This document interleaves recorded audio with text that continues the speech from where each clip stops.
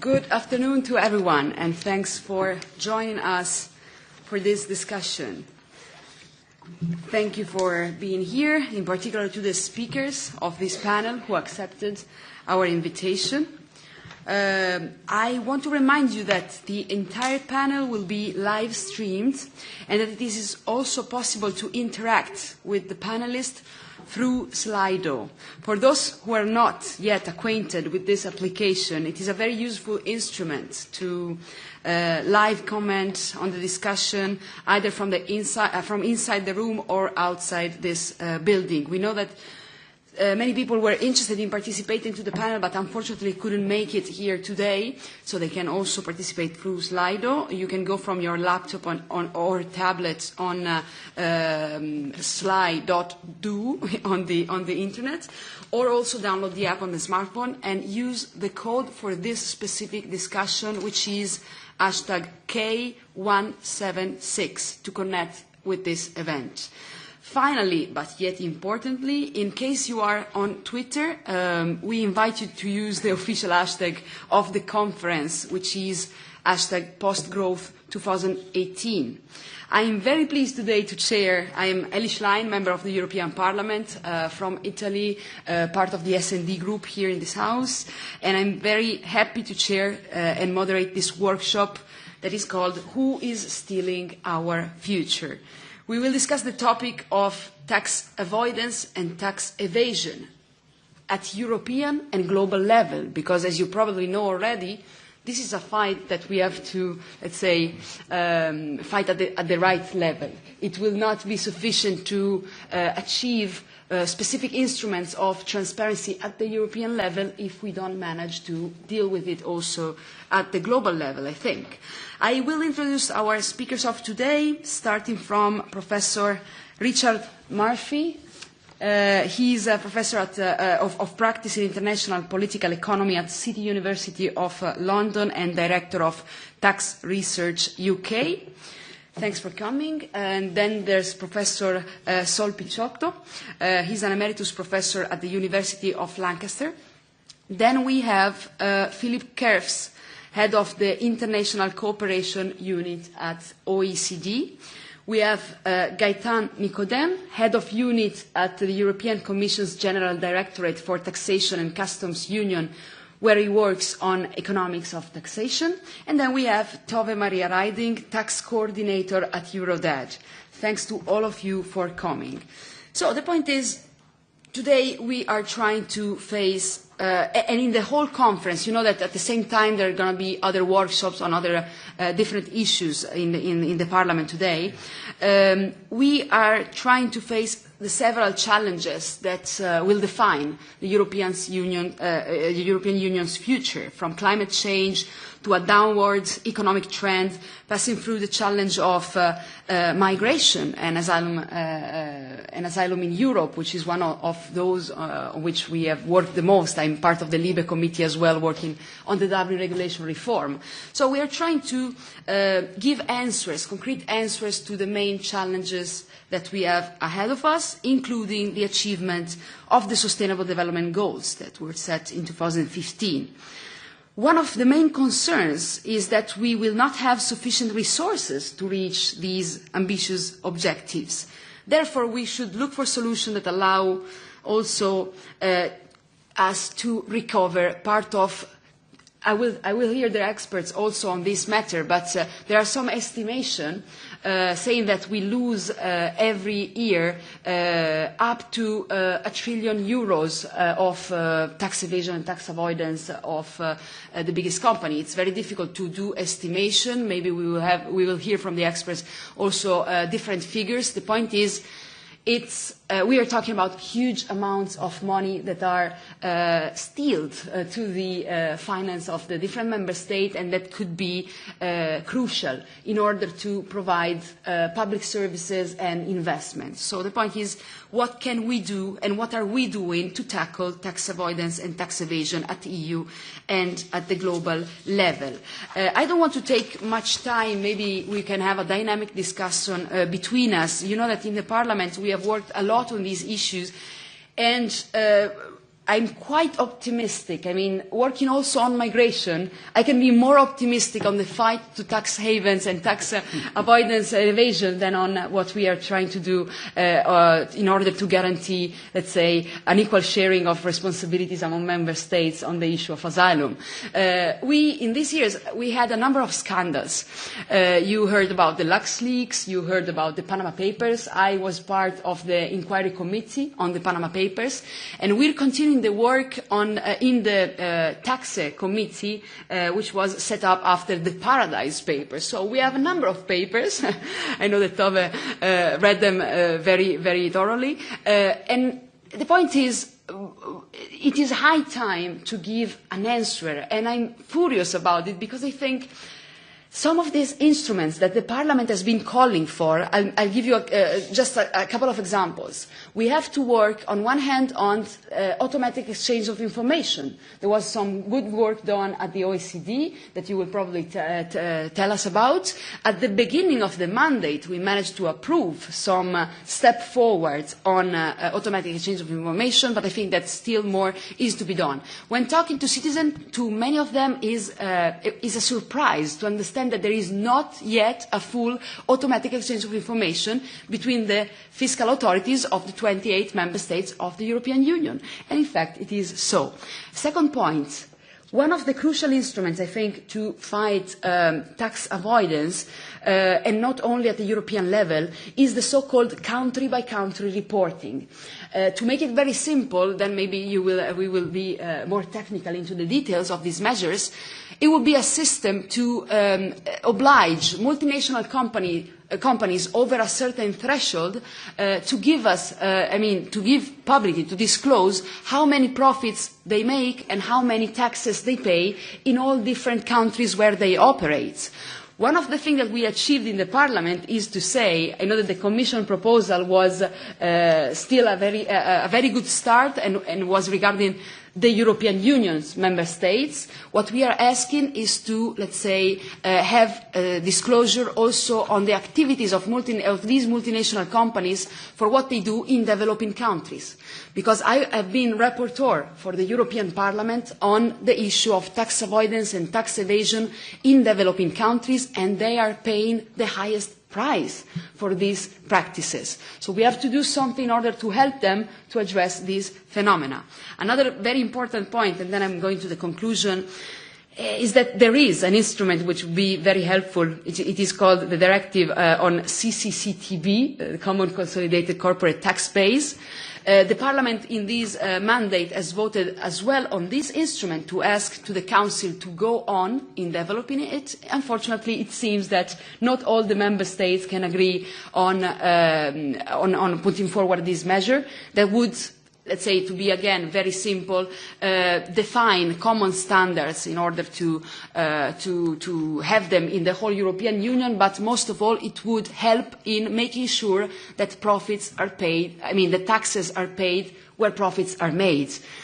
So we are facing huge challenges, particularly after the digitalization of our economies, and it's high time, I think, to develop measures that can compensate what we are lacking and can help redistributing the resources in our economies. Without further ado, I would start by giving the floor to our speakers. The structure of the workshop will be like this. Every panelist will have about 15 minutes for the presentation. The presentation will be followed by a moment of discussion with you in the room and questions and comments by the audience. I would also like to recall that we would like to have a real in-depth and constructive exchange between us in a neutral framework, so feel free to express your opinion, and I'm sure we will have a very constructive discussion today. Thanks again for your attention, and I will start giving the floor to Professor Richard Murphy. Thanks for being here. Thank you very much. Are there slides coming up? Sorry, yes. The other slide? Yes. And are there slides coming up somewhere? Let me start anyway, with or without slides. I've worked on the issues which we are addressing here for the last 15 years. I was one of the founders of the Tax Justice Network. When campaigning on anything around tax was considered to be a very strange thing to do, and Sol was one of the others who was around at that time as well. And I'm pleased to say we have made progress. Have we stopped people stealing our future? The answer is no. Quite clearly, we haven't. But I think we are making an advance in understanding. And that's what I really want to talk about, and I want to talk about where I think the next issues really are. Have I got the means to move the slides? Because if I have, I don't know. You can... Do you have the switching? Yeah. Do you want the C'è un modo. Is there a way? No. You should ask him to do it whenever you... Okay? Right, so the concern I've got now, and the one I want to talk about, if we're talking about stealing our future, is something that I've been looking at again of late, which is the tax gap. You've already heard that there's an estimate of lost tax in the European Union of €1 trillion. Now, I was responsible for that estimate, and I'm well aware that not everybody agrees with it. It is very difficult, let's be clear, to measure things that people don't want to tell you about. And that by definition, the tax gap is a measure of that income which is not subject to tax because people don't want to pay tax. Some of it also because they don't want to be subject to other regulation as well. I mean, they might not wish to be subject to environmental regulation or labour regulation or other things, but as a consequence, they also don't pay tax. Whatever the motivation, we end up with missing recorded income. And it is not collected by choice, as I make clear here. There are uncollected taxes. But what I want to make clear is it's a bigger issue. When I looked at the issue last time, I was looking really at fundamentally the evasion element. And I estimated that evasion in Europe would be 850 billion. I'll come back to how I still think that's broadly the right number. I'm working on a new estimate, which is more refined, but I'll tell you, I'm not very far out again.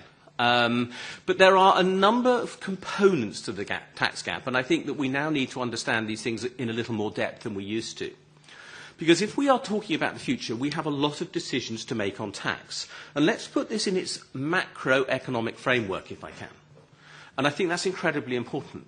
Most discussion of tax has been about a very microeconomic focus, which is particularly around the efficiency of tax administrations and whether they've collected the right amount of tax or not. And I've made my contribution in that area. I mean, country-by-country reporting was something that I thought up to celebrate my youngest son sleeping through the night in 2003. It gives you some indication of how bad a sleeper he was that I wrote a standard to celebrate it, to do country-by-country reporting. He still thinks it's Murphy's Law as a result. But we need to think about these things in a bigger way. Why? Because actually for the last 10 years, and here we are 10 years after Lehman collapsed, monetary policy has effectively failed. And fiscal policy, that is the use of taxation to actually control government economic policy and intervention in society, is now fundamental to our future. I do not see interest rates changing significantly over the next decade or so. Who knows? I might be entirely wrong, but I'm going to be very surprised. Therefore, tax is now a tool of fiscal policy and fundamental to the way in which governments are going to manage the economy, and in particular, any downturn, if we have another one. And I forecast 17 of the last 4 downturns. There was a joke in there somewhere, I promise you. So now we have to think about tax in the way that we can manage it. And the tax gap is much bigger than the evaded tax, is what I'm going to tell you. We have to estimate now how much tax is not collected by choice. And I hinted here at some of these. There are taxes that quite simply we don't look at very much. Wealth taxation is extremely low in most European member states in all its forms. Land value taxation is very minimal or even non-existent in many member states. These are choices, policy choices, not to tax certain bases. And within many of the tax bases that we do tax, income tax, corporation taxes, value-added taxes, there are significant numbers of allowances and reliefs for which nobody has any economic logic, to be blunt. I mean, there's one in the UK called Entrepreneurs Relief, which is a tax relief for people who sell their businesses. Why do we want to give tax relief to people who sell their businesses rather than to people who are creating businesses? we're actually giving tax relief at the wrong end of the economic life cycle, and we give away something like $3 billion a year or something of money to a tiny number of people. This is crazy. So there are a lot of things about the tax gap that we have to reappraise from scratch, including why are we not taxing? And that's before we even get to the point where we discover that there are still people who are evading and avoiding tax, which is clearly the non-compliance element, and then there are also failures in tax administration. And the failures in tax administration would include, for example, a failure to pursue debt, which in some countries is very significant. And we also have a failure even to pursue the recovery of penalties. In most European countries, when people are penalised for non-compliance with tax, less than 50% of that is recovered. In the UK, the penalty rate for there's a penalty for not submitting a corporation tax return. In 1 year, 99% of the penalties were not paid. So why did they bother to impose them? You know, we have this failure in tax administration.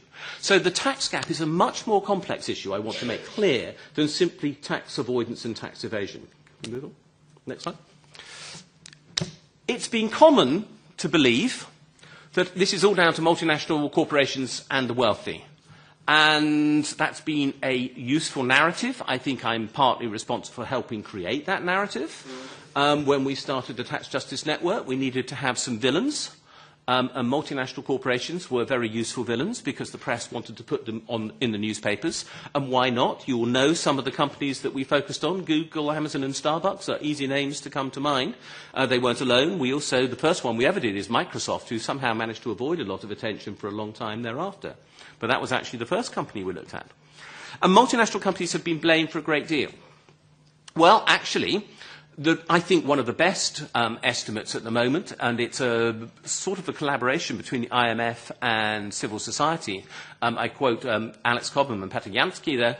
I was with both of them in the last few days, have come up with an estimate. The total cost of multinational tax avoidance may be $500 billion a year, and the IMF version is $600 billion. Civil society is now becoming in lower than the international organisations, which is quite surprising on this area.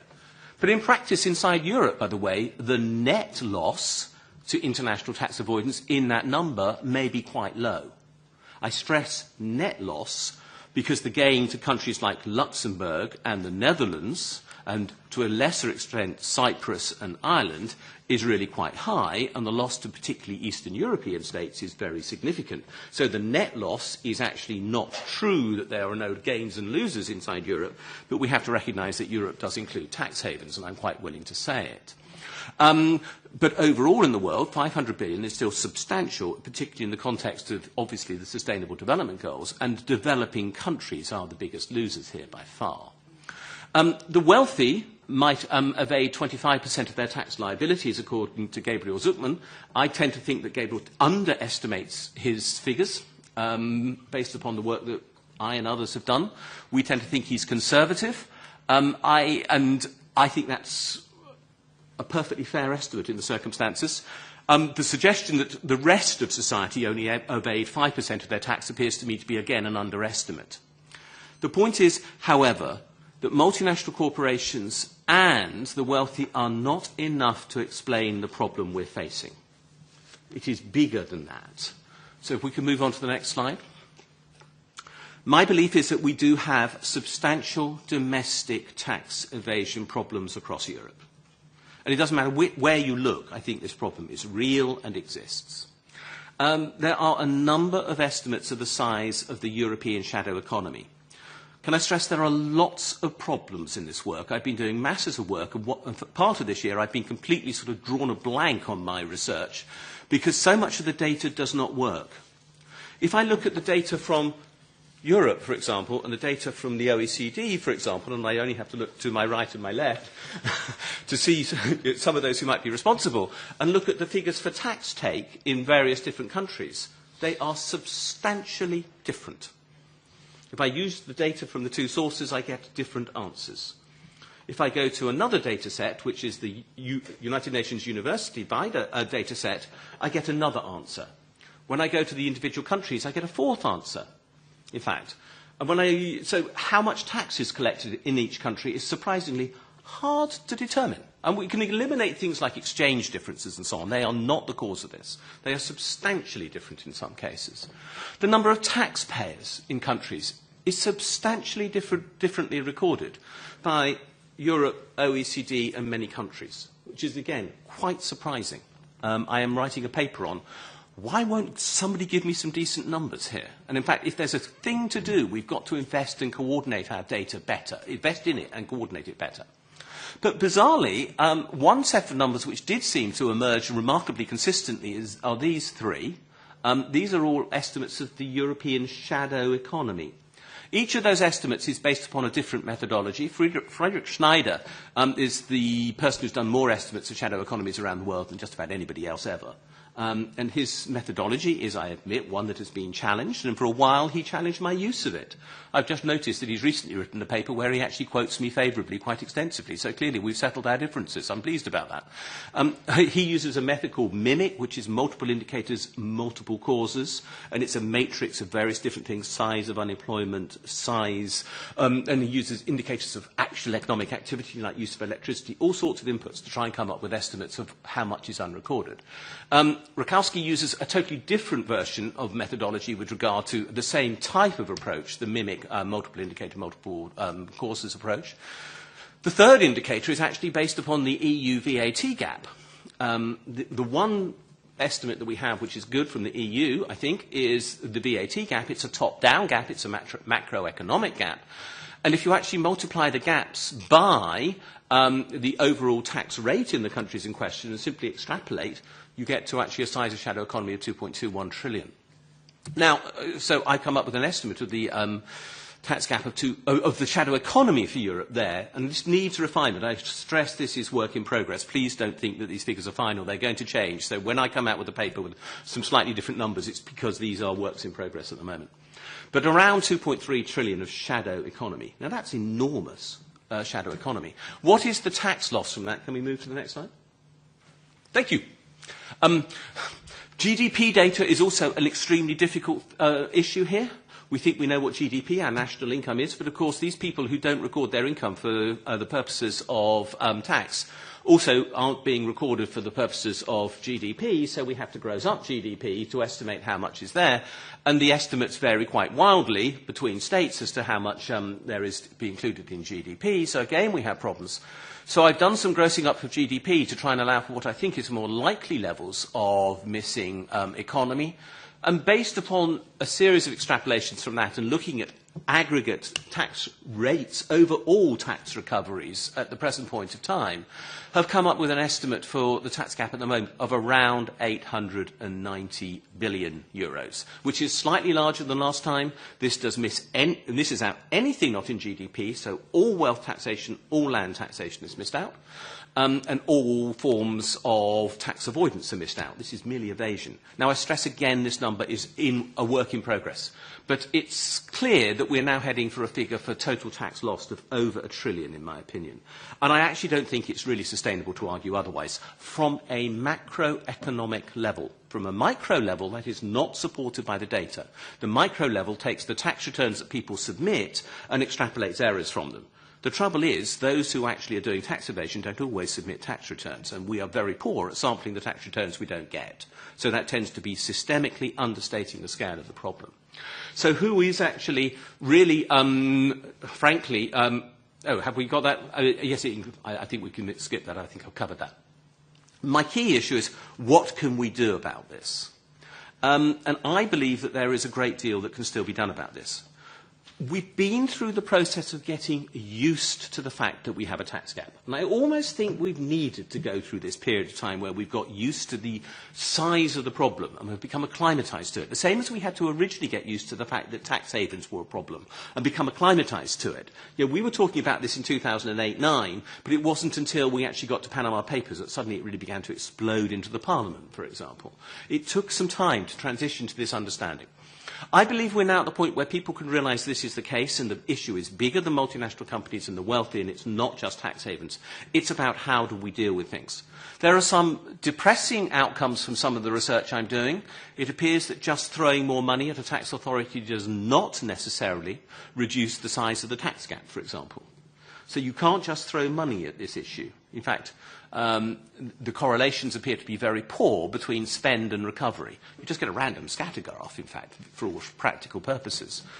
If you're into it, the R-squareds do not appear significant. So that's a depressing conclusion. What it says is that we have to be much, much more systemic in our approaches. Now, my belief is that means, first of all, we need better data. And I'm going to actually make a gentle plea to, it happens to be gentlemen on either side of me, please can we actually coordinate what we're doing here? Can we please try and agree common standards and common definitions and common data sources of what's in the information or not, so we can begin to do this analysis across Europe and indeed around the world better. So we could include the IMF, for example, in this too, because they've got a great interest in this as well. The second thing that we need to do is then begin to understand that actually there is a macro as well as a micro approach, and we need to improve our understanding of what the tax gap is. And I've got a paper coming out on that quite soon too. There is an under-resourcing of some tax authorities without a doubt. Many of them have lost substantial members of staff, and I do think in some selective areas there is a major return to be had. We know that the yield, for example, on some tax employees is sort of 15 times income. It is very daft to believe that they could not generate more income if you implied more people in the right places. But we've got to identify the right places. But what I'm really believing now is that we actually need to understand that we aren't just looking at the taxes. My latest work is looking very heavily at tax spillovers. And I'm delighted. I mean, the OECD made a commitment to look at tax spillovers earlier this year in February, along with the UN, the IMF, and the World Bank. But nobody's actually been clear about what they mean. Tax spillovers are what the impact that one part of a tax system has on another part of a tax system. And there's been remarkably little understanding of what that means. If we're going to stop people stealing our futures, we have to realise that we design tax systems as integrated wholes. So, for example, we have the absurd situation that most people argue, we must cut corporation tax because that's going to encourage enterprise, but we must increase income tax because that's who's going to pay for the services. But corporation tax only exists fundamentally to stop leakages from income tax. If you cut corporation tax rates, you just encourage people to incorporate. You are immediately fueling a tax gap. If you have low capital gains tax rates, you are encouraging people to try to relocate their income from income tax base to capital gains tax base. These are tax spillovers, but they're hardly ever measured. There are almost no measures of these risks.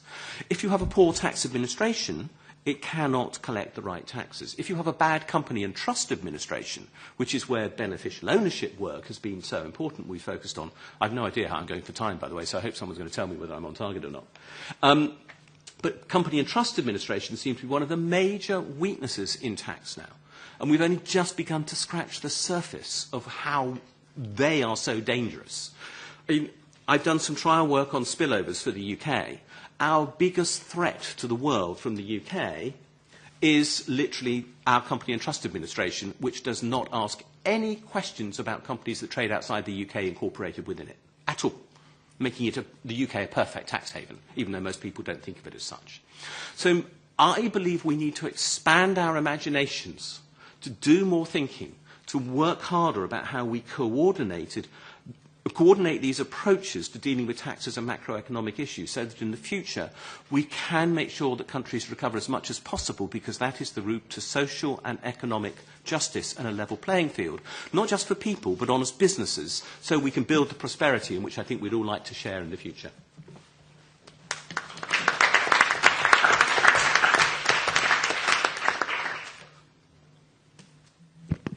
Thanks a lot, Professor Murphy, for your presentation. It's very interesting.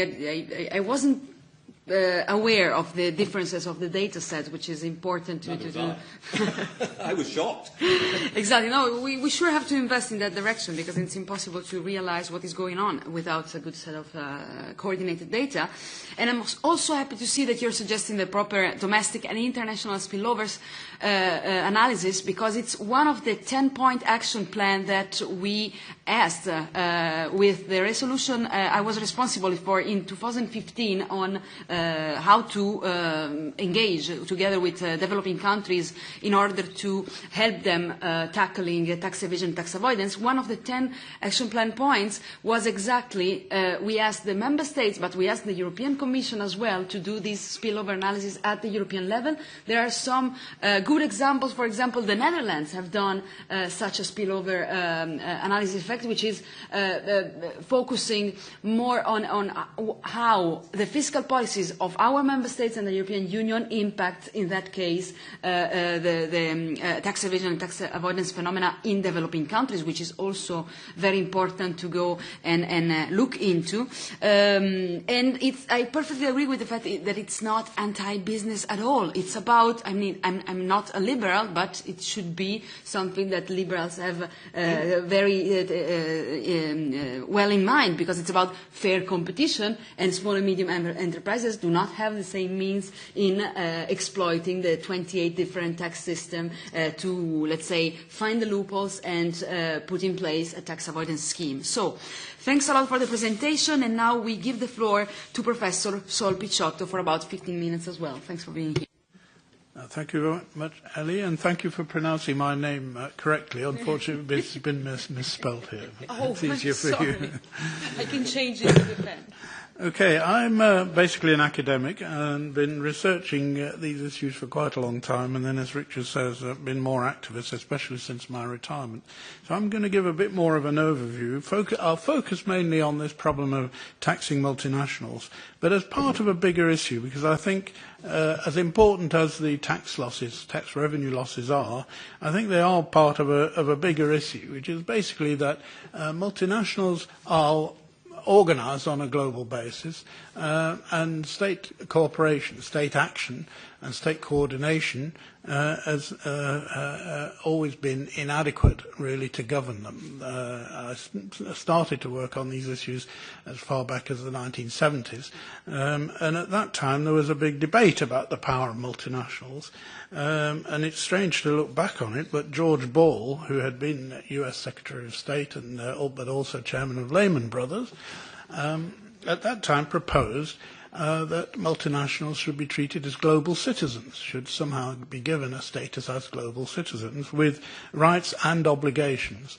That suggestion didn't go very far, and since then, really, multinationals have preferred to say, we respect the laws of every country where we do business. Now, really, that is a very inaccurate way of looking at it. If you look at it, what you see is that enables them, on the one hand, to be a very strong influencer, to put pressure on how the laws are developed, and then on the other hand, to take advantage of differences between national laws. And this, I think, accounts for a very big part of the power of multinationals, that ability to operate on a global level and on a multi-level, in a multi-level way, exploit differences and then influence the global rules. So tax is only a small part of that. In fact, international tax avoidance operates through what Richard and I call the international tax haven and offshore secrecy system. And there, both tax and finance are closely linked. And if you go back into the history, which I did when I wrote a book on international business tax about 25 years ago, which is now available free electronically, the two issues are very closely linked.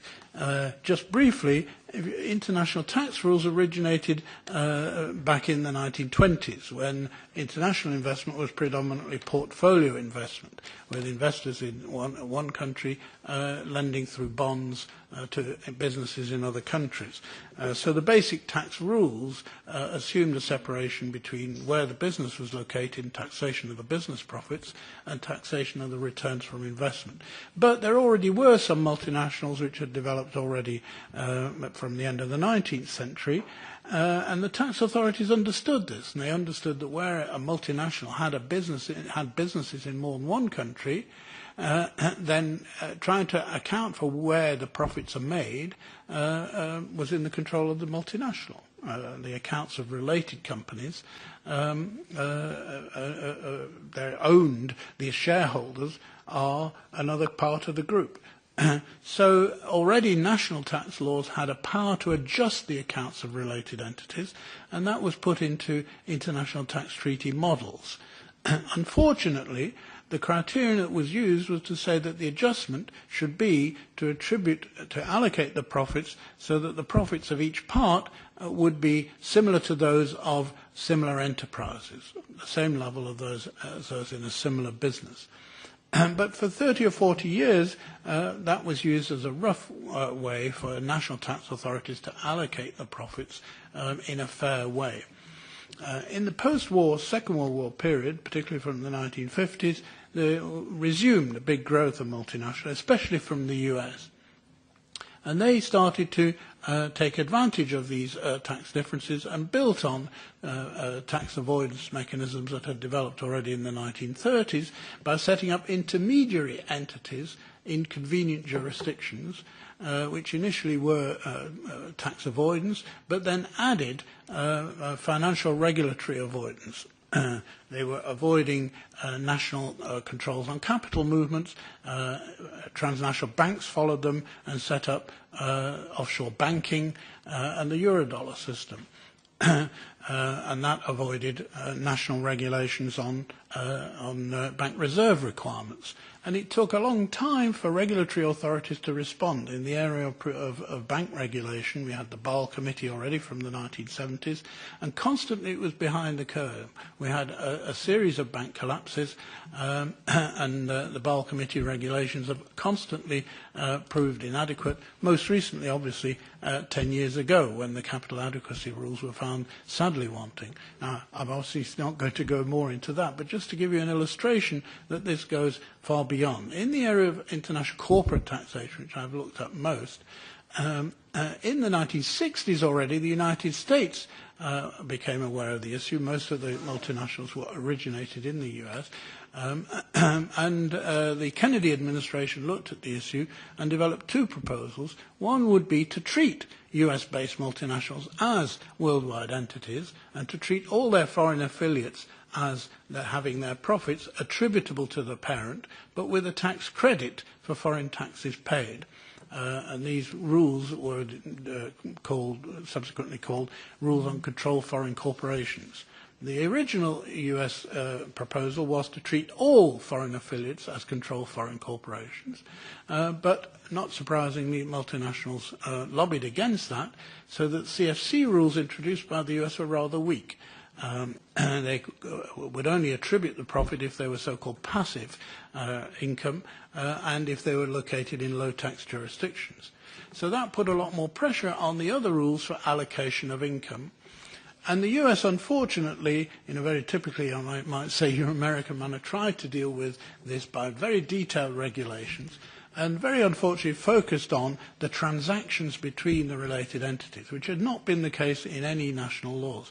Now, they actually reported this to the OECD for comment, and the other OECD countries at that time said, well, this won't work because this would require individual analysis of the transactions within each individual company.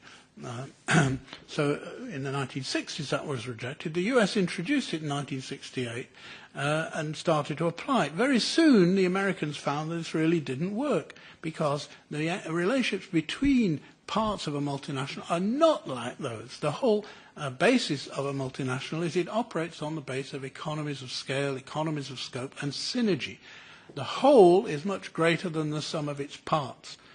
And trying to focus on the relate transactions between the entities really failed. And there were several reports in the 1970s already in the US showing that those systems didn't work. But it was at that time, as I mentioned, that the issue of the power of multinationals came to the fore, and suddenly everybody started talking already then about transfer pricing. And the OECD then had to produce a report, and the report they produced in 1979 was built on the 68 regulations of the United States and put forward that approach. But as I say, the Americans were finding it didn't work, and by the 1980s they introduced new methods which focused on microeconomic methods for attributing profits. But in order to accommodate to the OECD having accepted this so-called arm's length principle, treating each entity as separate and looking at transactions between them, they really got further into the hole. Eventually, the OECD produced, as a compromise, the guidelines on transfer pricing, which have become the international norm, although they're only soft law. And they've constantly gone back to this issue of focusing on transactions between the entities and trying to compare those with transactions of independent entities. And this actually encourages multinationals to set up all these intermediary entities that we've now been reading about in the newspaper for the last 5 years.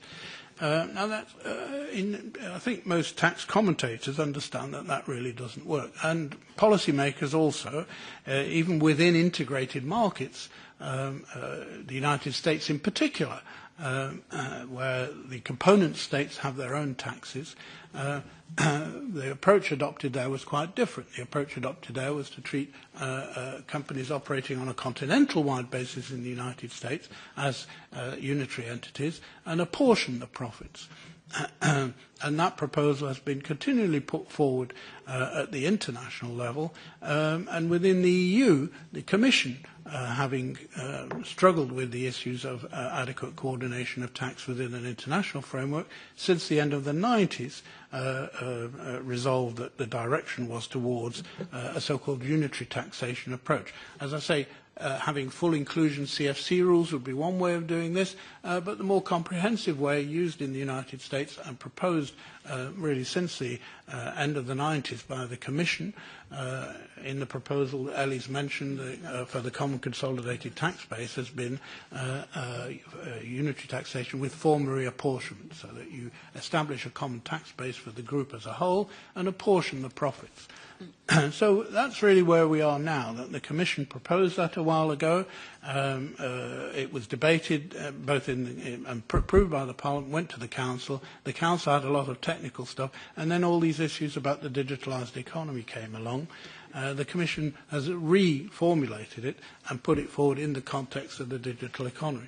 Now, we are now faced with the issue becoming even more acute because of the digitalisation of the economy. This was mentioned in some of the other sessions, and I was interested in a couple of the other sessions. The issue of offshore was brought up then, because digitalised companies are able to push this manipulating, if you like, avoidance by taking advantage of different national rules and using intermediary entities or attributing functions to entities for regulatory avoidance, to minimise tax, but often for other purposes. We've seen with Uber, for example, they avoid employment laws, they avoid taxi licensing laws, Airbnb avoids regulations on accommodation. So regulatory avoidance or regulatory arbitrage is a big part, I think, of the power of multinationals. Now, particularly in the tax and finance area, I think these powers to avoid tax strengthen the multinational to the point where it really is distortive of the economy, because these large companies, by avoiding tax on retained earnings, it's those retained earnings that enable the company, these large multinationals particularly, to grow. They grow by acquisition. Often they are seen as high-tech and in the advance of technology. But if you actually look in detail, generally that's by acquiring the often much more dynamic startups. If you look at even Google, for example, it has acquired a lot of software firms in the UK, for example, DeepMind, which is quite well known now. So it's the power to have lightly taxed retained earnings which enables them to grow well beyond. I mean, if their power simply came from the integration of their activities, the more efficient delivery of business services by integrating them on a large scale, that's fine. But by adding to that regulatory avoidance, I do think that that is distortive. It also comes to this issue of fairness in taxation. Now, economists tend to think, well, corporate tax, and even Richard said corporate tax is kind of a fallback in order to make individual income tax work. I don't think that's really the case. Economists kind of assume that it's simply a cost which is passed on. But that, I think, fails to accept the, if you like, institutional and sociological reality of large companies. They are actually real institutional entities, and those retained earnings are controlled by their top managers. And what we know is that a large slice of those untaxed retained earnings, or lightly taxed retained earnings, are used for corporate bonuses. Probably 50% of those revenues are now paid out in these high-tech companies. And the whole bonus culture has contributed to international inequalities. At the same time as being used, as I say, for aiding the growth. So that this gives, I think, these large companies incredible competitive advantages over small companies, well beyond what would be justified from a business point of view. I think that's quite important to bear in mind, because I think that that's the central reason for actually taxing corporate profits. The view that, well, we can get the tax some other way, I think is mistaken, especially now we're confronting the digitalised economy. That is the dilemma we now have. Many of you know, and I haven't had time to go into the whole BEPS project, which the G20 asked the OECD to reform international tax. And they asked for rules that would ensure that multinationals be taxed where activities take place and value is created. And that should mean treating them as unitary entities, but unfortunately the rules really haven't done that. Country-by-country reporting now will give at least tax authorities an overview, but the detailed rules are still based on individual entities, on the so-called arm's length principle. In relation to the digitalised economy now, the OECD didn't resolve the issues in the 2.5 years they had. They asked for 5 more. They put in an interim report this year, and they're supposed to produce something by 2020. In the meantime, quite rightly, individual countries have taken action, but particularly within the EU, we now have this Commission proposal. Now, I think the central issue that will really arise there on allocation of profits, there are 2 issues. One is digital presence. When do you consider a company is present within a country? It's obviously possible for digitalised companies to be present without a physical presence, and the old rules are too much based on physical presence. But probably the most important is on the allocation of profit. And here we come back to the central question. And I think the dilemma that we will face is it possible to agree overall criteria for allocating profits without doing this individual analysis that the arm's length principle requires? Now, the Commission has proposals which do include building on one of the accepted methods in the OECD, which is the profit split method. And I would suggest that that is the best way to go. Otherwise, the proposals will try to attribute value to activities, and what's currently under debate is whether you attribute value to users in the digital economy because you have user inputs. I think that's problematic because there are so many digital models, and value is created also by collection of data. If you think of Amazon, for example, under the current proposals, there wouldn't be an attribution of profit based on Amazon's websites, although I think customer reviews are a big part of Amazon's value. Equally, Amazon at the moment is taxed on the basis not that it offers you a seamless service, which is, I think, why most people use it. You get next-day delivery, but it's taxed on a separate basis. So Amazon's warehousing and delivery facilities are taxed separately from its customer support and from its sales. So we do need a comprehensive unitary approach to taxation of multinationals with broadly internationally agreed formula for allocation of those profits. Now, I haven't time to go into that in more detail, but I think that is the way forward. Thank you very much.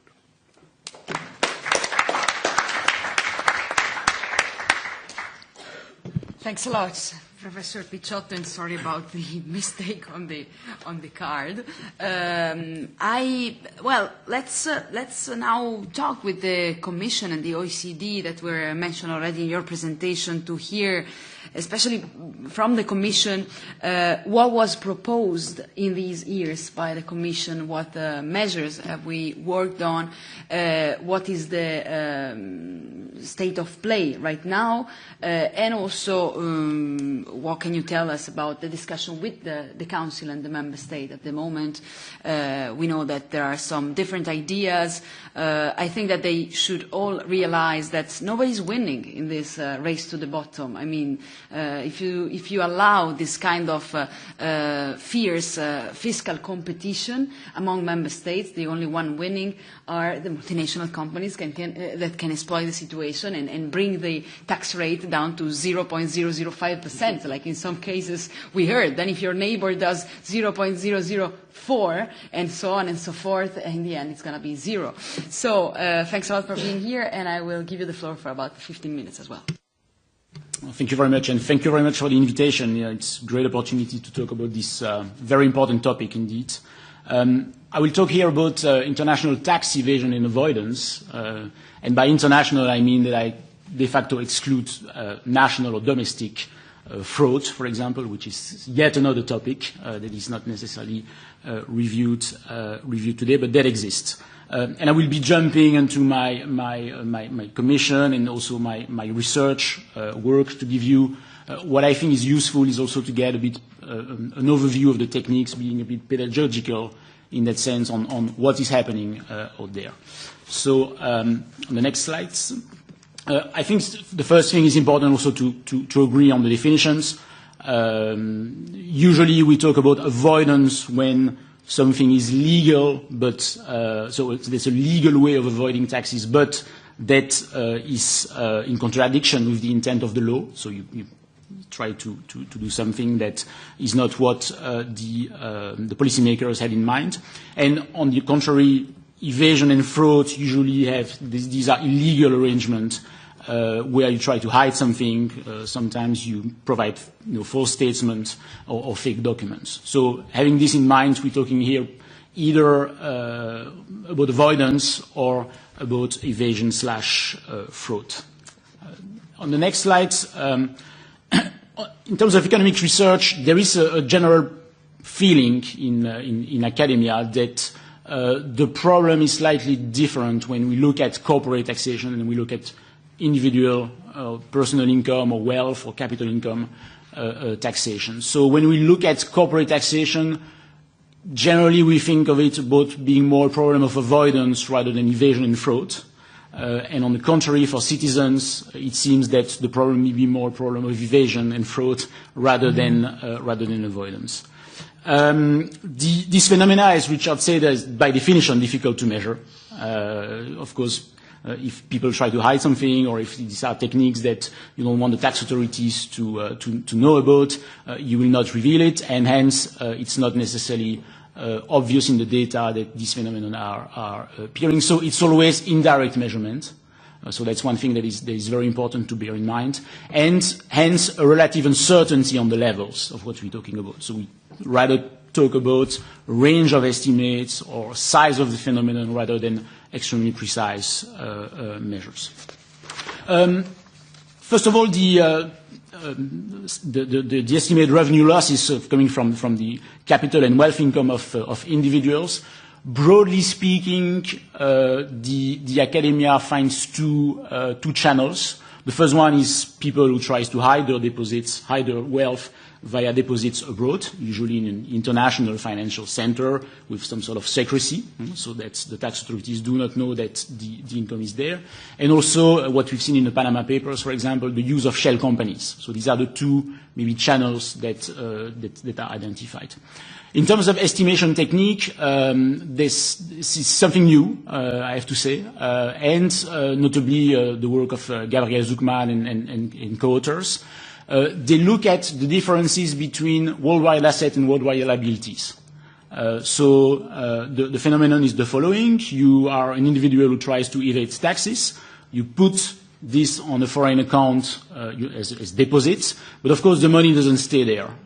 This money will be reinvested in buying assets, buying shares or bonds somewhere else. And between your tax authorities and the location where you have your deposits, basically nothing will be recorded, whereas there will be the record of a transaction between the place where your money is located and the place where the asset is bought from. Looking at those discrepancies and try to summing up, you can try to get an estimate or an aggregate estimate of the amounts that are concealed. You can also do the same with the cross-border deposit statistics, with a lot of assumptions and trying to look assumptions on why the money is deposited there from a specific country, notably data from the Bank of International Settlements. Then once you have these estimates, you need to assume the rate of compliance of assets, meaning what's the size of it or what's the proportion of it that is there for tax fraud, tax evasion reasons. You need to assume also the rate of return of those assets. Do they produce 1%, 5%, 3%, 10%? So it's always a rough estimate that you can give, because then you have the revenues that are generated by this. And then also, you need also to assume, to make assumptions about the tax rates that would normally have been levied on those amounts. Is it at the personal income tax? Is it the top rate? Is it the middle rate? Is it a separate rate on capital income? And so that explains that the estimates are usually in a range rather than very precise measurements. On the next slides, you have some of the latest papers. It's maybe very small, but let's say the two papers, one by Henry in 2012, Zuckma in 2017. The range is around $160 to $190 billion in that case. And it depends again on the techniques and on the estimates. The results are driven by those assumptions. These are work in progress. And so again, maybe the figures will change once the authors will look further at the papers.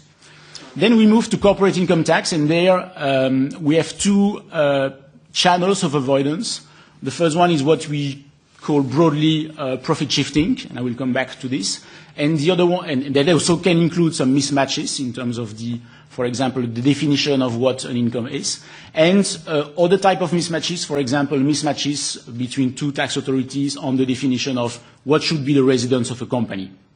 And so if the company plays with those two definitions, it can end up, in some cases, potentially to be taxed nowhere.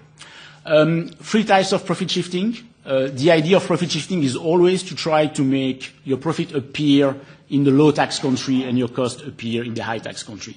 And for that, you can have different techniques. Transfer pricing, so you try to change the price of intra-group transactions to do this shifting. Location of IP and debt shifting. And on the sides of this, the latest research, it's a paper by Eckemeyer and Overesch, that has been published last year in the Journal of Canadian Economics, is that roughly speaking, around 20% is the debt shifting channels and 80% is the other two channels. And that has evolved with the first estimates that have put it at 1/3, 2/3. So an example of how you do this in terms of profit shifting, a very simple example on the next slide. You have two companies, a parent and a subsidiary. The subsidiary is in the low tax country. The tax rate there is 10%. The parent is in a country with 25%, and they both make a profit of 100. And so you have there the after-tax profit for each of the company and for the group, and the group profit after tax is 165. What you want to do is to try to shift the profit from the high tax country to the low tax country, and for that, on the next slide, you can, for example, before that, you can, for example, create some internal debt, and the subsidiary will lend a certain amount, 1,000 in my example, at an interest rate of 5% to the parent, so that the parent can make a payment of interest that is deductible for the parent, because it's the interest paid, which is deductible, and taxable for the recipient subsidiary, but of course deductible at 25% and retaxable at 10%. And so when you do again the math, you will see that the group profit has increased just by creating this artificial debt. So that's one of the techniques that can be used. So how do we do the estimates of the tax revenue losses from corporate income taxes? The general starting point is an empirical evidence at the more macroeconomic level that there is a relationship between the taxable base and the rate. And we talk as economists in terms of what we call the semi-elasticity, which in this case range around 0.8 to 1.1, depending on the estimates. What does it mean? It means that, by and large, on average, you look macroeconomically, that if you increase the statutory corporate tax rate by 1 percentage point, so from 20 to 21%, for example, you will reduce the taxable profit, the declared taxable profit, by about 1%, 0.8 to 1.1. And so this is a central estimate that can then be used to try to see what is the profit shifting between two locations based on the differences between statutory rates in between two jurisdictions. So that's one of the estimates. You have also new techniques that's also looked at foreign affiliate statistics and balance of payments, try to reconstruct also the amounts that are at play, and then some ad hoc estimates for more specific schemes. These are very, I would say, specific niche studies. On the next slides, you have also a range of estimates that is in the literature. They of course differ in terms of techniques, they differ in terms of year, they differ in terms of the geographical scope. For the EU, let's say that we have a range that is, we had the study done for the European Parliament that put it at between 50 and 70 billions. There are other estimates that put it slightly lower at 40. And for the world, you see that the amount can be somewhere between 100 and 600 billion. So, but the importance here is that we're talking about quite sizable, indeed, amounts of money. So what has we done to look at those things? On the next slides, you will see 3 studies that we've commissioned. The first one already in 2015, where we tried to have descriptions of the main schemes and channels through which companies could potentially do tax avoidance, and what was necessary for this to happen in terms of absence of presence of legal rules. We have a second paper in 2016 that looks at what is the effect on effective taxation of those schemes.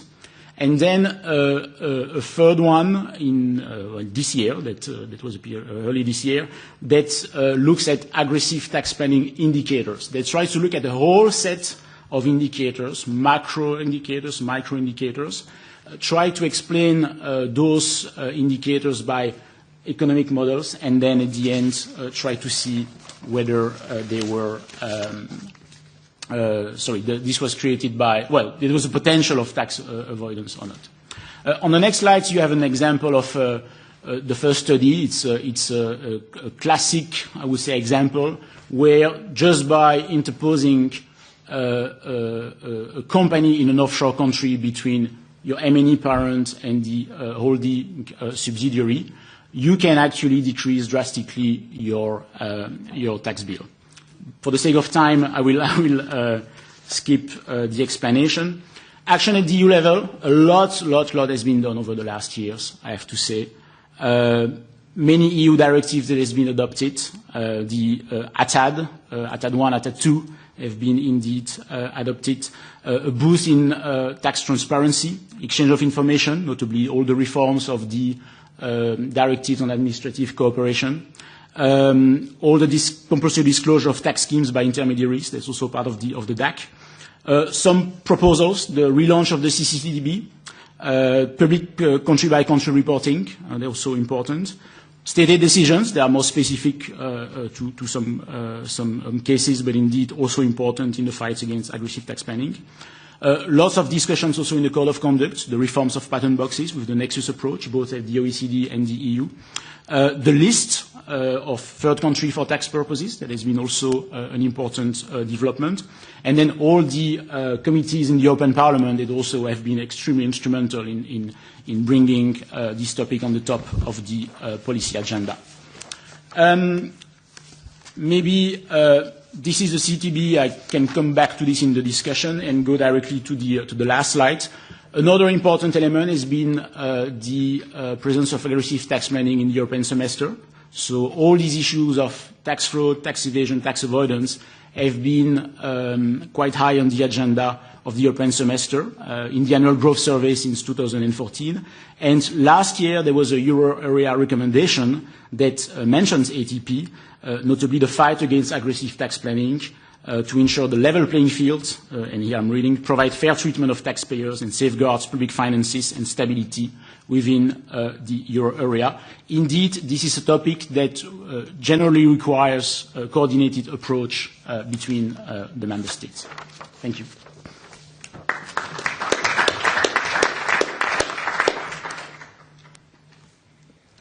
Thanks a lot. And yes, I'm sure that during the discussion, you are going to also have the opportunity to react and comment and add other things. Yeah, there were a couple of remarkable decisions of Commissioner Vestager on state aid that were, I think, important also to show why we need to be in the European Union, why we need to have a union, because it's better to address these issues at this European level, because what can a member states do alone in front of what is happening around us in terms of capital freely moving around the world. So I will now give the floor to Tove Maria Ryding, who is tax coordinator at Eurodad, to add their point of view to the discussion. We had the chance to work a lot together in these years, and it's always a pleasure to have you and to listen to you. So thanks for being here, and you have the floor for about 15 minutes as well. Thank you so much indeed. The pleasure has been very two-way, and also thank you for this initiative and for the invitation. Yes, indeed. I am from the European Network on Debt and Development, and we are development organizations that look at the economic and financial system basically to find out why we still have poverty and why we have growing inequality. And I'm not going to summarize all the excellent points that have already come out. It's just to say we're losing billions of euros every year. In addition to that, we have government slashing taxes and introducing austerity. We also see that there is a heavier reliance on taxation of consumers. So basically, the richest people and multinational corporations are paying quite little tax, but as soon as you go into a supermarket, you are paying tax. And of course, this has numerous impacts. I mean, first of all, when we look at the Sustainable Development Goals, it's very clear that the money to implement it is just not there. But also, if you look at things like basically taxation of consumers impacts the poorest people in society relatively harder than the richest people because they use a larger share of their income in the supermarket. And this has implications for women's rights. There is a harder impact on women when you impact the poorest parts of society. So basically, we have a tax system that's doing pretty much the opposite of what it was supposed to do. It's actually, to some extent, we sometimes see that the tax system is making a harder impact on the poorest people. It was supposed to counterweigh inequality, but it's also failing to raise the money we need to solve the problems we have. So what can be done about it? I think there's a great discussion starting here. I'll start with the issue of private individuals. So we've had a number of tax scandals that really helped put this issue on the agenda, I have to say. Suddenly it was really, really hot, and it was very clear there was a political pressure to deliver something.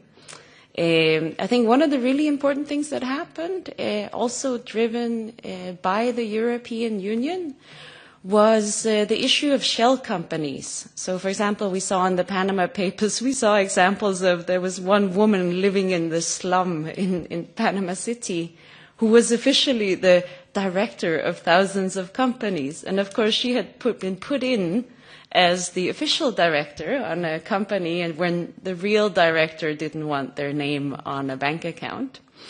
So this became a big battle. It was basically a battle to say that actually if you want to own a company and operate in the EU, we want to know who you are.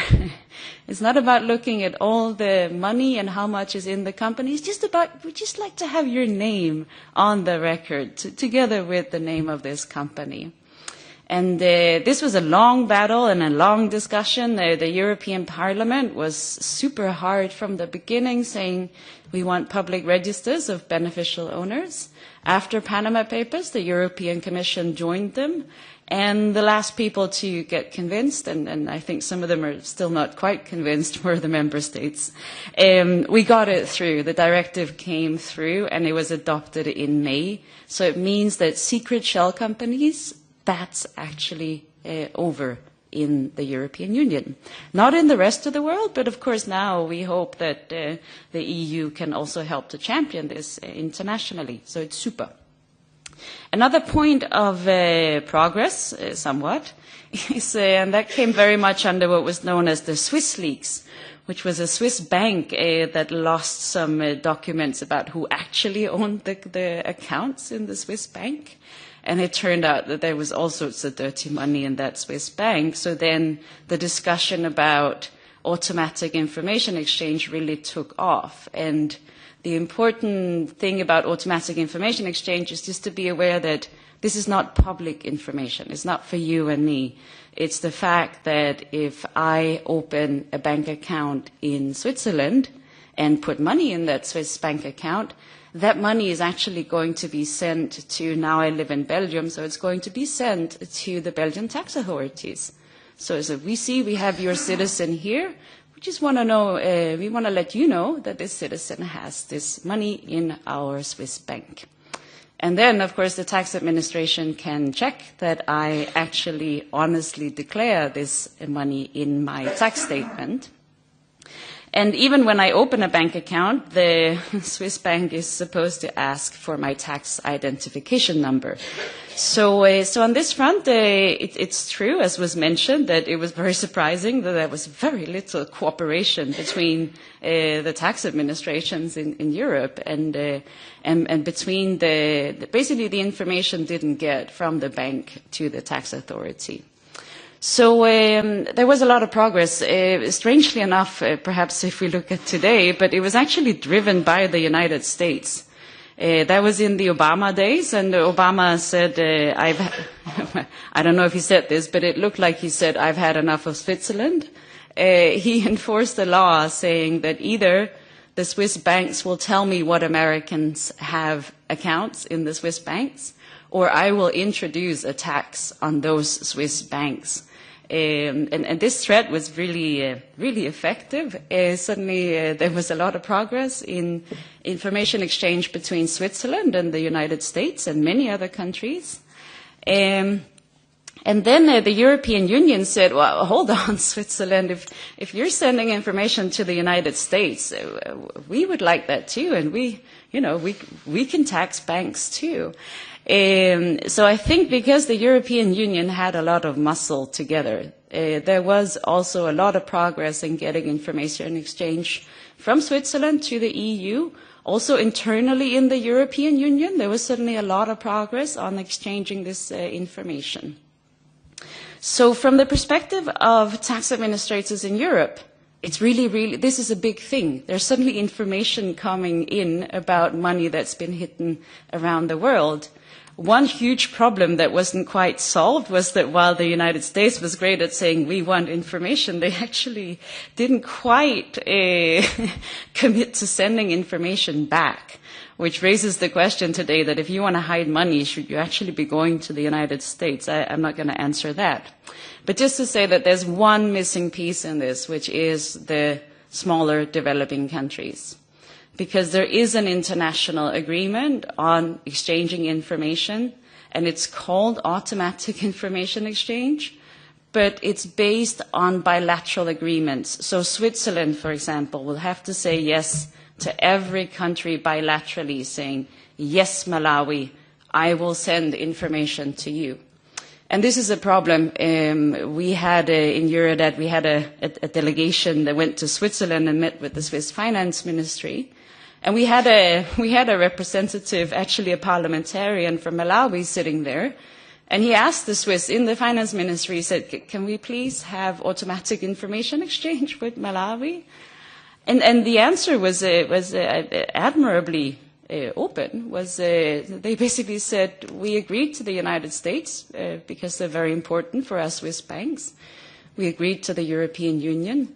Malawi is not important for the Swiss finance industry. Was a very, very honest answer. But basically the problem is that when you need that extra approval, it's hard for the least developed countries to get access to information in this automatic way. So this is the reason why we sometimes compare this information exchange agreement to the dating app Tinder. Is that if you register yourself on Tinder, it doesn't mean you get dates unless the other guys actually say yes, they need to swipe yes. So the problem is it's only automatic if there is a match. And this is a concern that we have about automatic exchange. So what we're basically saying is it's not always all that automatic. And then there are the multinational corporations. Indeed, a lot of what they're doing is not illegal. They're just circumventing the laws. And this is a huge concern, and there is a very, very big battle going on right now, which is about the citizens' right to see what multinational corporations pay in tax. So are we as citizens allowed to know what multinational corporations are paying in tax in our country and what business activity they have? Today the answer is no. You are not allowed to see that information. With one important exception, which started here in this house. In 2013, right after the financial crisis, the European Parliament suddenly said banks should report how much taxes they pay and what business activity they have for every country where they operate on a country-by-country basis. So we're getting these reports for banks. But that's the only sector we get it for. And the European Parliament pushed it very hard and managed to get it through. Then there's been several other steps taken. The proposal from the Commission is called public country-by-country reporting, but the problem is that it's only for some countries and not for others. And for example, one country that, at least at the moment, would not be included is Switzerland. I'm sorry, but if I can't see what a multinational corporation is doing in Switzerland, I'm not sure this data will actually tell me the full story. So this is the problem, is that if some countries are left out, it means that all the profits can be hidden there.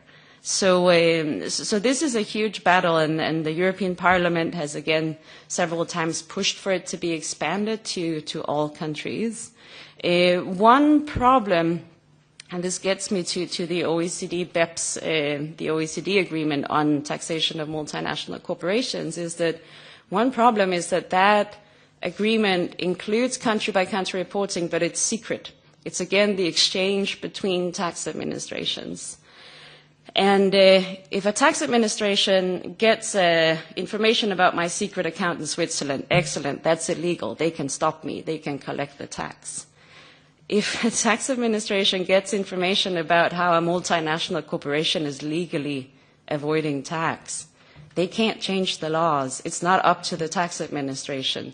And therefore, because they are not allowed to tell anyone what they have seen, as long as it's not public, as long as we can't get the political pressure to fix it and change the laws, it's actually not that useful to sit there. I don't know how these tax administrators deal with the fact that they're sitting and looking at large-scale tax avoidance and they can't tell anyone. So this is a huge battle, and I think in the upcoming European elections we will hear more about this fight for getting information about multinationals' tax payments, just like we have for banks, basically. And then there is I'm not going to go into detail, but then there is the transfer pricing system. It's fascinating. It's really a fascinating story. I mean, one of my favorites was the Commission stated case on Starbucks. Basically, Starbucks managed to make sure that their profits landed in places where they didn't have to pay tax.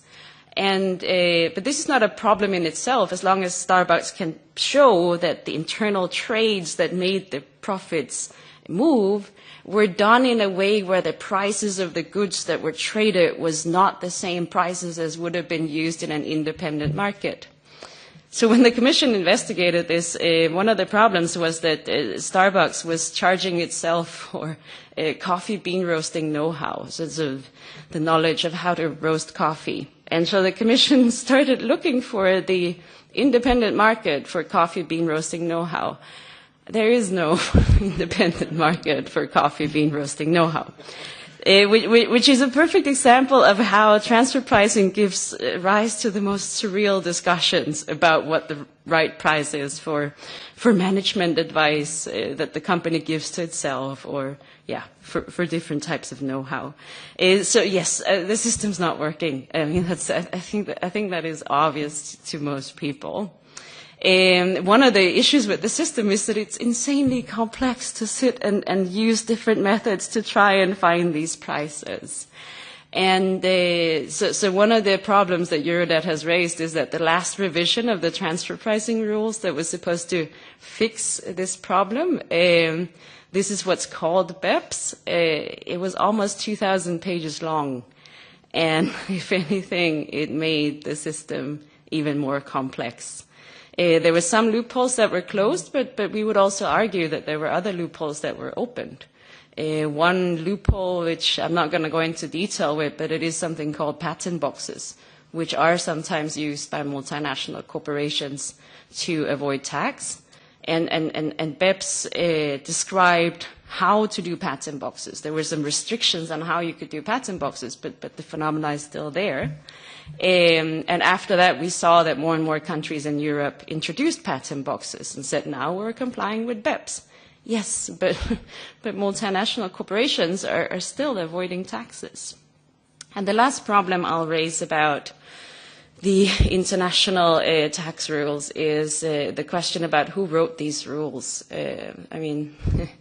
And for the last 50 years, it has been the OECD and now also G20 that are writing these international tax standards.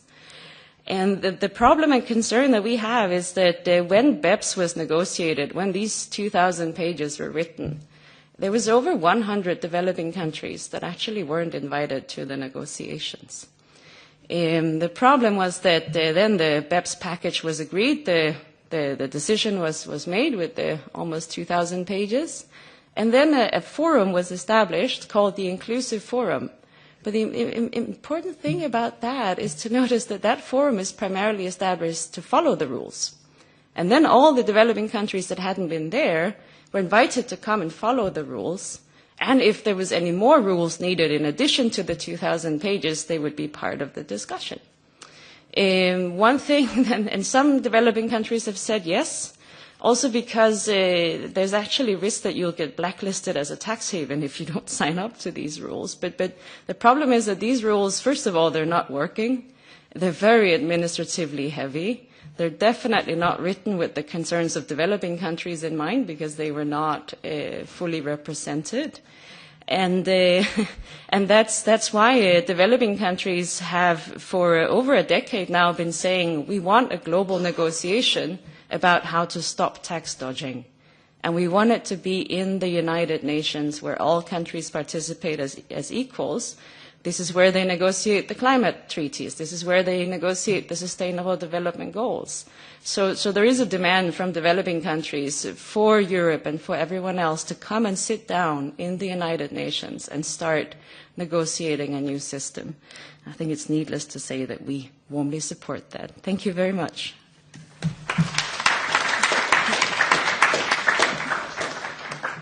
Thanks a lot, Tove, particularly on this.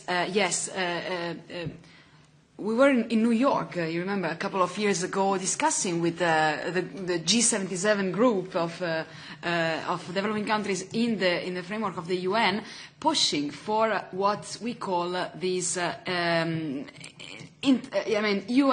intergovernmental body that should substitute the tax committee that is in place right now, which is not particularly useful, not particularly fit for purpose. So that's why another of the 10 action points that we asked the Commission with that resolution of 2015 was exactly to have a strong voice of the European Union to go in the same direction and ask to rediscuss tax global rules on an equal footing together with developing countries. Otherwise, the important step forwards also of the anti-BEPS plan of the OECD that we will hear about are risking to, let's say, to some extent not be fully participated by developing countries, because it's difficult for them to have enough expertise, enough resources to fulfill the very high standards of this very complicated but very important process. So,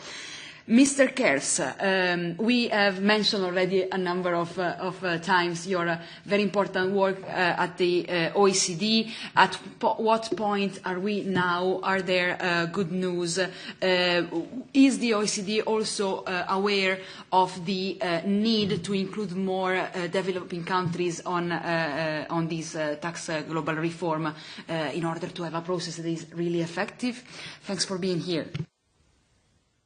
Well, thank you for the invitation, and I think I'm the last intervention, and I will end with a very, I think, optimistic and positive note, because I believe that when you talk about tax evasion and tax avoidance or international tax avoidance, that I don't think there has ever been more progress in the combat of tax evasion and tax avoidance than there has been over the past 5 to 10 years. And that is, I think, to a large extent also I'd say the luck that there is that it is high on the political agenda, and that it gives the opportunity to make real changes. And I'm going to try to illustrate that on the basis of some facts and figures. If we start in the area of the tax evasion, and we can probably move to the next slide, then I think if you look 10 years ago, before 2009, the world was a paradise for tax evaders. It was very easy to hide your money in many jurisdictions, and even if your tax administration would have suspicions that you were hiding money, they would not be able to find out. And the reason for that is that 10 years ago, there were a lot of jurisdictions that would not provide information, tax information to tax authorities of other countries. That could be because they simply did not do it. They had no agreements in place. There were no exchange agreements in place. Or it could be because they had specific banking secrecy rules preventing the exchange of bank information for tax purposes. Or a lot of countries that had bearer shares, an instrument that is very, let's say, suitable for anybody who wants to stay anonymous and hide from the tax authorities. And all of this has changed. I mean, in 2009, the G20, after financial crisis, decided that there should be an end to this banking secrecy and endorsed the international standard for exchange of information upon request. And if you look now, 10 years further, the situation is that the number of exchange agreements have tripled. We have now more than 7,000 bilateral exchange relationships amongst countries that foresee the exchange of information for tax purposes. There are 70 jurisdictions that have amended their banking secrecy rules so that or abolished the banking secrecy for tax purposes. There are 30 jurisdictions that have either abolished bearer shares or immobilized bearer shares. So basically, in today's world, today, the exchange of information upon request, I think it's fair to say it is a internationally accepted standard. We have now 150 jurisdictions in the Global Forum, which is the body that monitors the implementation of the standard. And I think it's fair to say that with very few exceptions, this is a standard that is applied on a global scale. Now, exchange upon request has one disadvantage, which is that as a tax administration, you already need to have some information before you can initiate a request. because otherwise you would engage in fishing expeditions. And so that is a bit of has always been seen as a handicap of exchange upon request. And so if you look now 5 years, and so that's why many people have always defending that there should be a standard that goes beyond exchange of information upon request, and that there should be automatic exchange of information. And it has already been alluded to that 5 years ago, if you looked at the situation of automatic exchange of information, so by automatic exchange of information I mean that countries on a regular basis, on a yearly basis, exchange predefined information amongst each other without receiving a specific request. If you look 5 years ago, you had the Savings Directive in Europe, within Europe, with all its, weaknesses. It was a major achievement when it was achieved. It was a child of its time. It was major progress. It didn't exist outside of the EU. And so beyond the EU, there was almost no structural automatic exchange taking place. Some countries did exchange automatically. It was maybe not so much known, but what they exchanged was always a bit of a side product of domestic reporting regimes. And so in 2014, we have had the luck, thanks to FATCA, there was another wave on which we could surf, and we had the opportunity to get a mandate from the G20 to work on a standard for automatic exchange of information. It is based on the FATCA model, so it has the advantage that this is not a product of a political compromise. It's a product that was initially designed by the United States with no intention to have loopholes in there, and we have multilateralized that product. In 2013, the G20 asked us to develop the standard.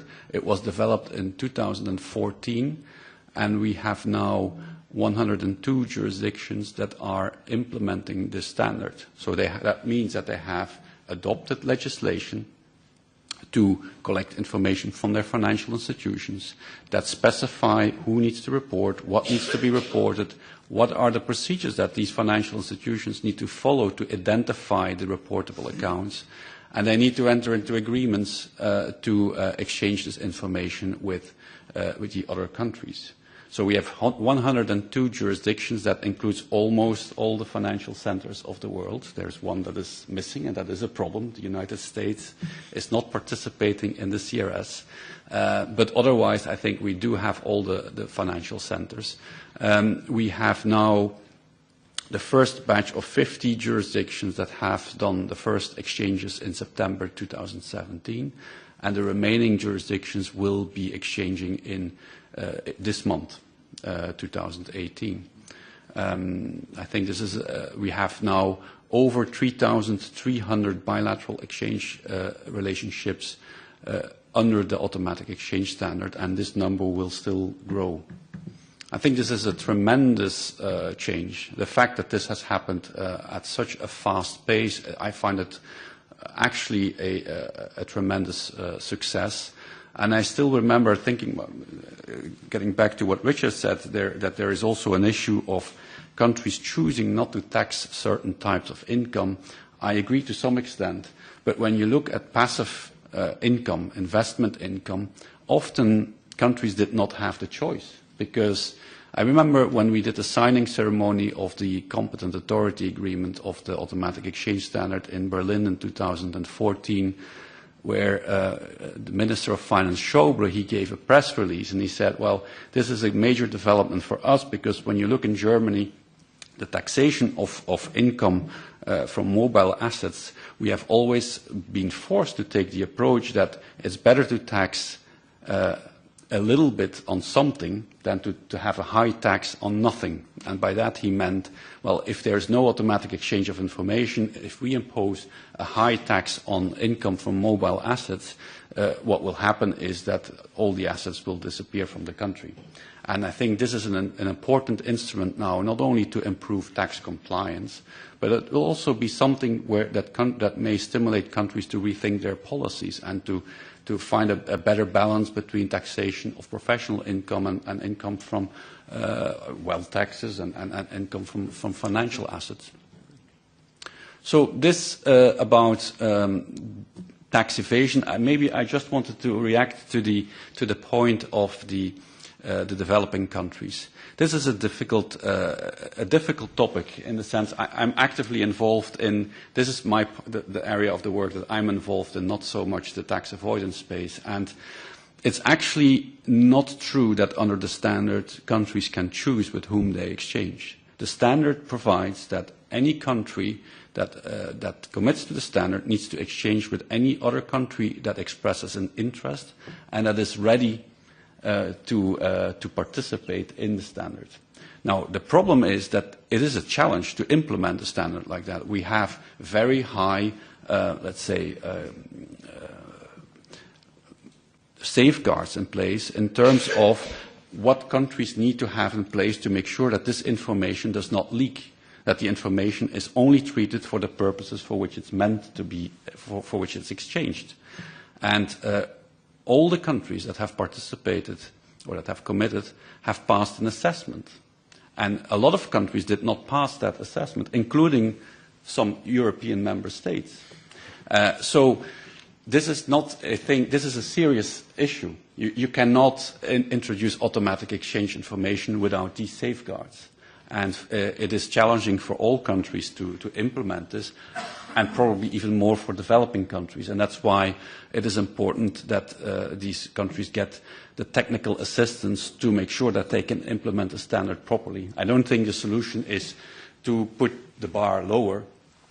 The bar needs to be at the same level, but countries need to get the technical assistance to make sure that they can meet that bar. And that is something that is being worked upon for the moment. Perhaps a few words on the tax avoidance space.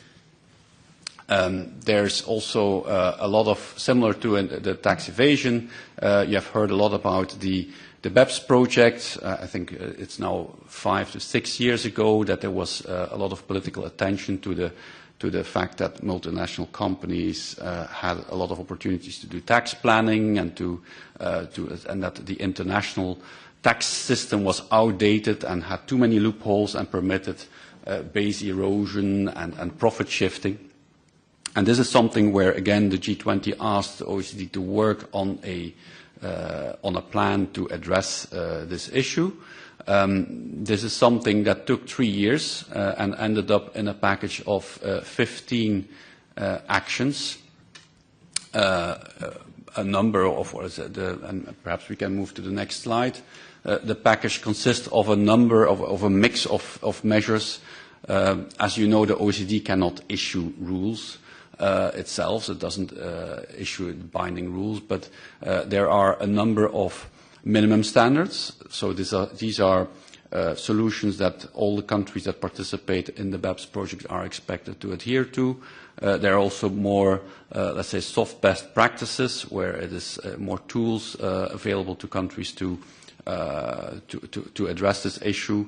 A number of types of solutions, ranging from abolishing of harmful tax regimes to introduction of effective anti-abuse provisions to more transparency. So there's a whole mix, and I don't think the 15 minutes will be enough to go through each of those. But just to give you again a picture of the level of and the speed of the progress that is being made in this area on the basis of 3 of the minimum standards. So we now have what was referred to as the inclusive framework. So all the countries that have, we have a framework that allows any interested country to join the group of countries that is committed to implement 4 minimum standards. And the implementation of these standards is being reviewed. There are peer reviews organized, so the countries review each other on the implementation of these standards. We can perhaps move to the next or to the following slide. One of the minimum standards relates to the harmful tax regimes. This is work that had already started at the OECD in the late 90s, and that has received also a boost as part of the BEPS project.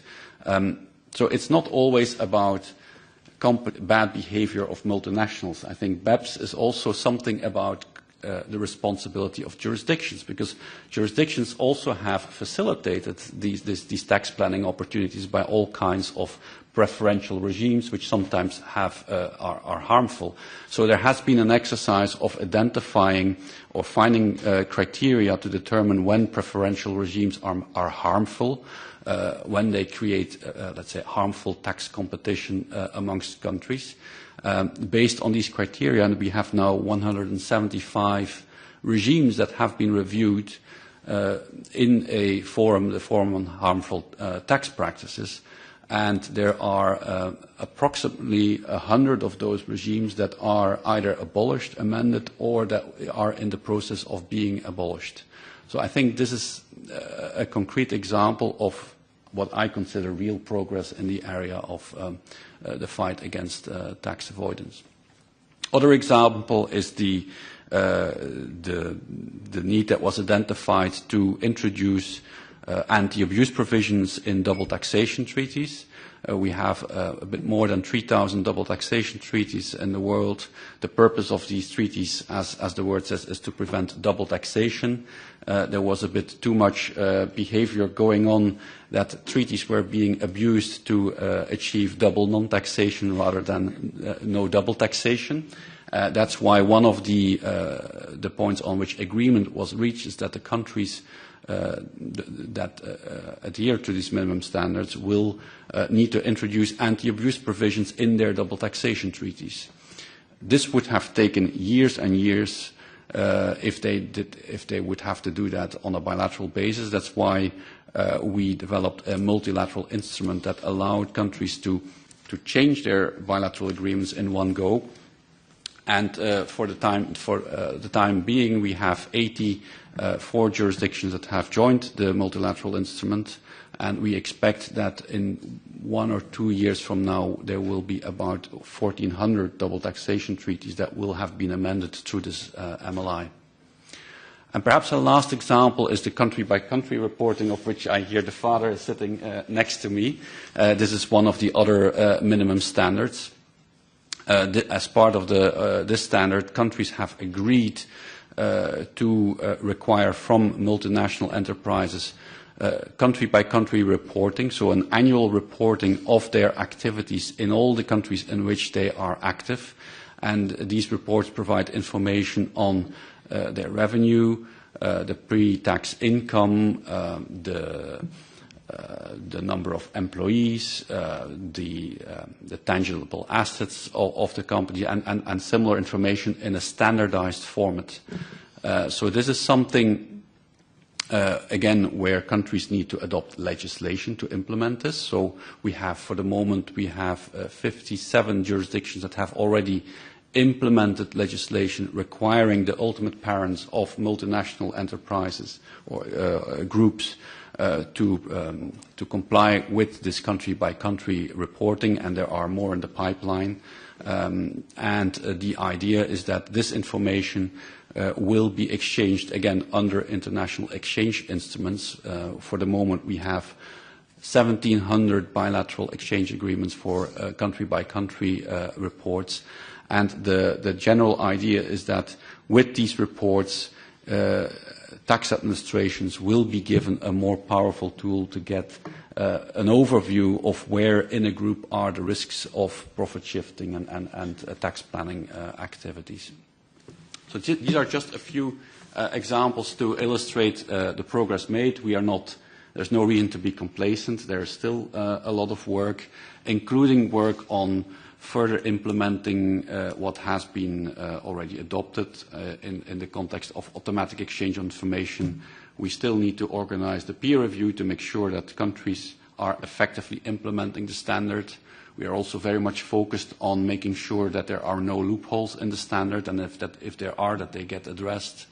There's the focus on BEPS implementation. And obviously the big topic, for which we will probably not have time, is to address the issue of the taxation of the digital economy, on which we will probably come with some proposals by the end of this year. But This to say that I do believe that we have made tremendous progress, and that perhaps what you see in the news about Panama Papers, it maybe is a bit of a misleading picture of the situation today, because a lot of these leaks are old information about practices that happened in the past and that should no longer be possible today. Thank you.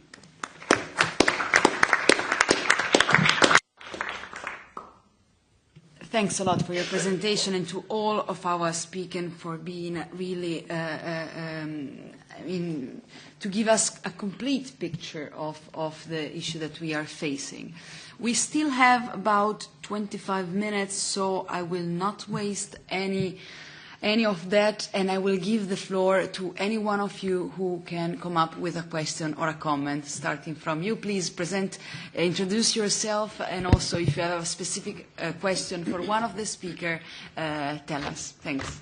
Okay, thanks very much for the talk. And I was thinking of some questions that I could have asked about individual tax policies. And then I remembered I'm at a post-growth conference. And there's a degree of the conversation that we were just having is a bit like rearranging the deck chairs on the Titanic. It's skirting around the major issues that I think we at least need to talk about or mention. And there's two sort of factors, and at least there's society. And I think some of the presenters did talk about tax justice, and I think that that's really important to remember that. But the point that wasn't really mentioned by any of the panel was the environment and the degradation that is occurring with the environment. And so whenever I think of the question of this talk, and it was who is stealing our future, and I would think of it framed in the sense that the system that is degrading and using finite resources, natural resources around the world, are stealing the future of me and then future generations. And so if we're not going to come up with a system, and especially a tax system, that focuses on that and that theft that's occurring, then there's no real point talking about the redistribution that we're talking about otherwise. So the good thing is that tax can be used, I think, for this, and especially then if I have a chance to talk to people from the European Commission that are looking at this, I would say as a citizen and as a student in Europe, that I would like you to at least be looking at carbon taxation, and really strong carbon taxation, not just like minimal. And it might be that it affects consumption, but that's the point. Like, it needs to really impact on people's actions, and especially on just general degradation of the environment. So a really strong carbon tax, maybe cap and trade to be a lot stronger than it is at the moment. And then the good thing about taxation is then you can redistribute this tax. So if you're impacting on people at the lowest level of the economy, then you can actually support them in other ways. But it wasn't mentioned at all, and I think it's really important for a post-growth conference. We can collect some of them and then give the floor to other speakers. Other questions or comments? Okay, there's one here and then to the...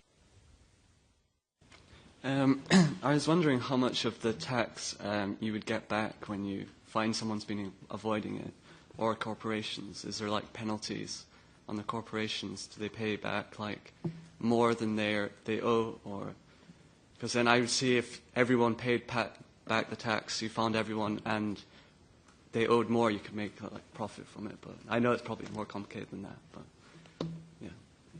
Thanks a lot. You. Yeah. Yes, on this side. Thank you very much. My name is Ludo van Ooyen. I'm just a angry citizen, so to say. I've read a lot about the issues that are mentioned, and also today I'm struck by the fact that it's insanely complex. My question is to the representative from the OECD and also from the EU and the two academics especially, is artificial intelligence and other technologies like blockchain, big data, deep learning, machine learning, used to attack the challenge? And this is one question. And the other question I have is, what is done to really rethink out of the box about a much simpler tax system? Thank you. Thank you. Next question. Yeah, thanks a lot. My name is Kenneth Godowski and I'm from Germany.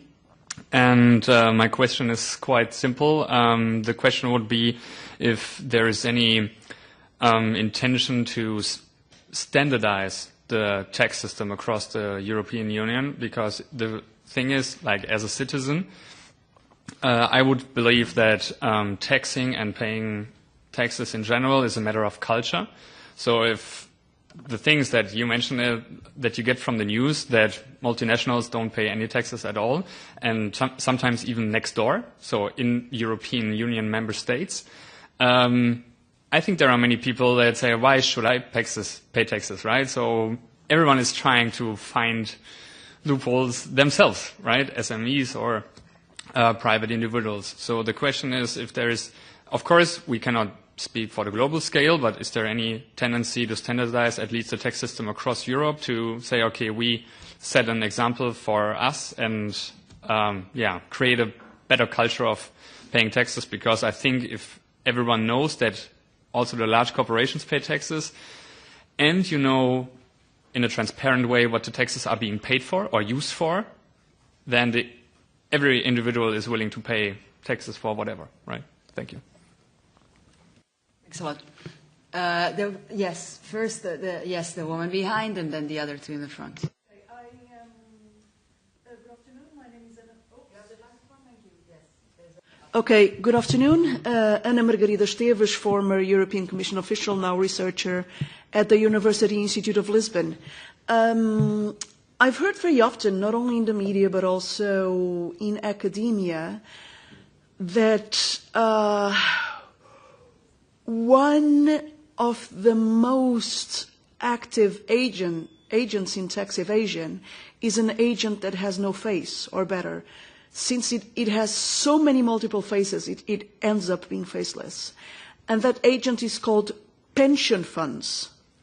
I would like to hear your comments about the pension funds and the way in which our hopes for not spending our old age under the bridge might end up leading to a situation which is actually hollowing out the very same safety network on which we rely upon, and what does it mean for the future of the welfare state, and what ideas exist to make this welfare state more resilient, not only to fiscal crisis, but also to this kind of financial mismanagement. Thank you.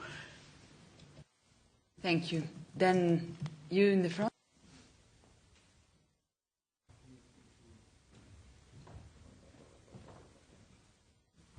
There is a button, yes? Yeah, I can't press it now. I'm Samuel Flach from Germany. I'm a researcher about money systems from an anthropological view.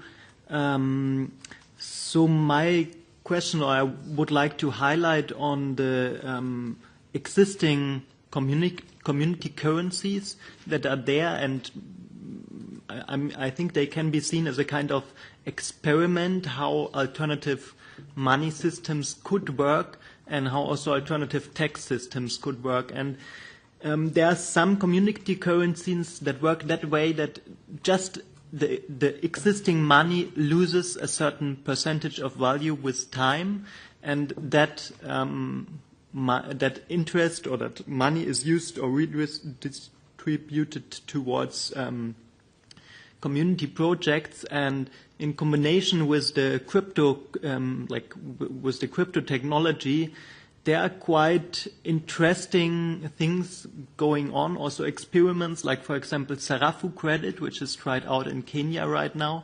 It works the way that it's a digital currency which automatically reduces its value, like, I don't know exactly the numbers, maybe 0.5% every month. and that value is automatically redistributed to like an agency that then supports community project within those slums where the community currency is adapted.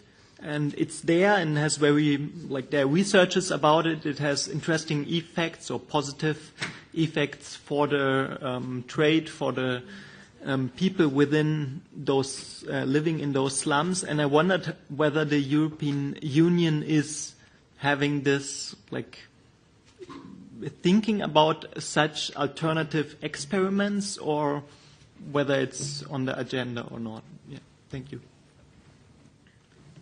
Thanks a lot. Then the next question. Okay. Thanks for the panel. I have a question regarding degrowth and taxation. And I thought about this problem that if we actually going through a phase of the stagnation or degrowing economy, we're going to have the problem of also having less taxation or less taxes, revenues. So how do you think, what is a viable way to compensate for this? Is it maybe the taxation of wealth and land value to increase the taxation on this, or carbon taxation? So yeah, what's your opinion for the best viable way? Thanks a lot. Yes. Hello, I'm Ohor. I work for the S&D group, so here I'm more biased. But I have two very practical questions. One would be for the OECD and maybe the European Commission representative as well, regarding living the post-BEPS era, BEPS being the project the OECD led for the G20. I mean, yes, a lot of things have changed, and you said that maybe some of the scandals are misleading picture, but in the latest scandal, which is currently investigated by the European Parliament through the Tax-Free Committee, we've seen new tax schemes which were put in place after BEPS, especially the one involving Apple, Jersey, and Ireland. So is the OECD trying to also kind of see what it could do post-BEPS, because some issues have apparently not being addressed? And second question would be maybe for the three non-institutional representatives, which is just to know what you think about the interim solution proposed by the European Commission to tackle the lack of taxation of the digital giants, because I think no one's really like to have an interim solution, but most of the stakeholders think it's necessary, and I'd love to hear your views. Thank you. Thanks a lot, Aurore. I think that maybe we can start with the answers, because we don't have much time. Thanks a lot for your contribution. And I will go in the opposite order, if you agree, to give the answer to the many interesting questions that were posed by the audience, starting from you, Mr. Kerfs.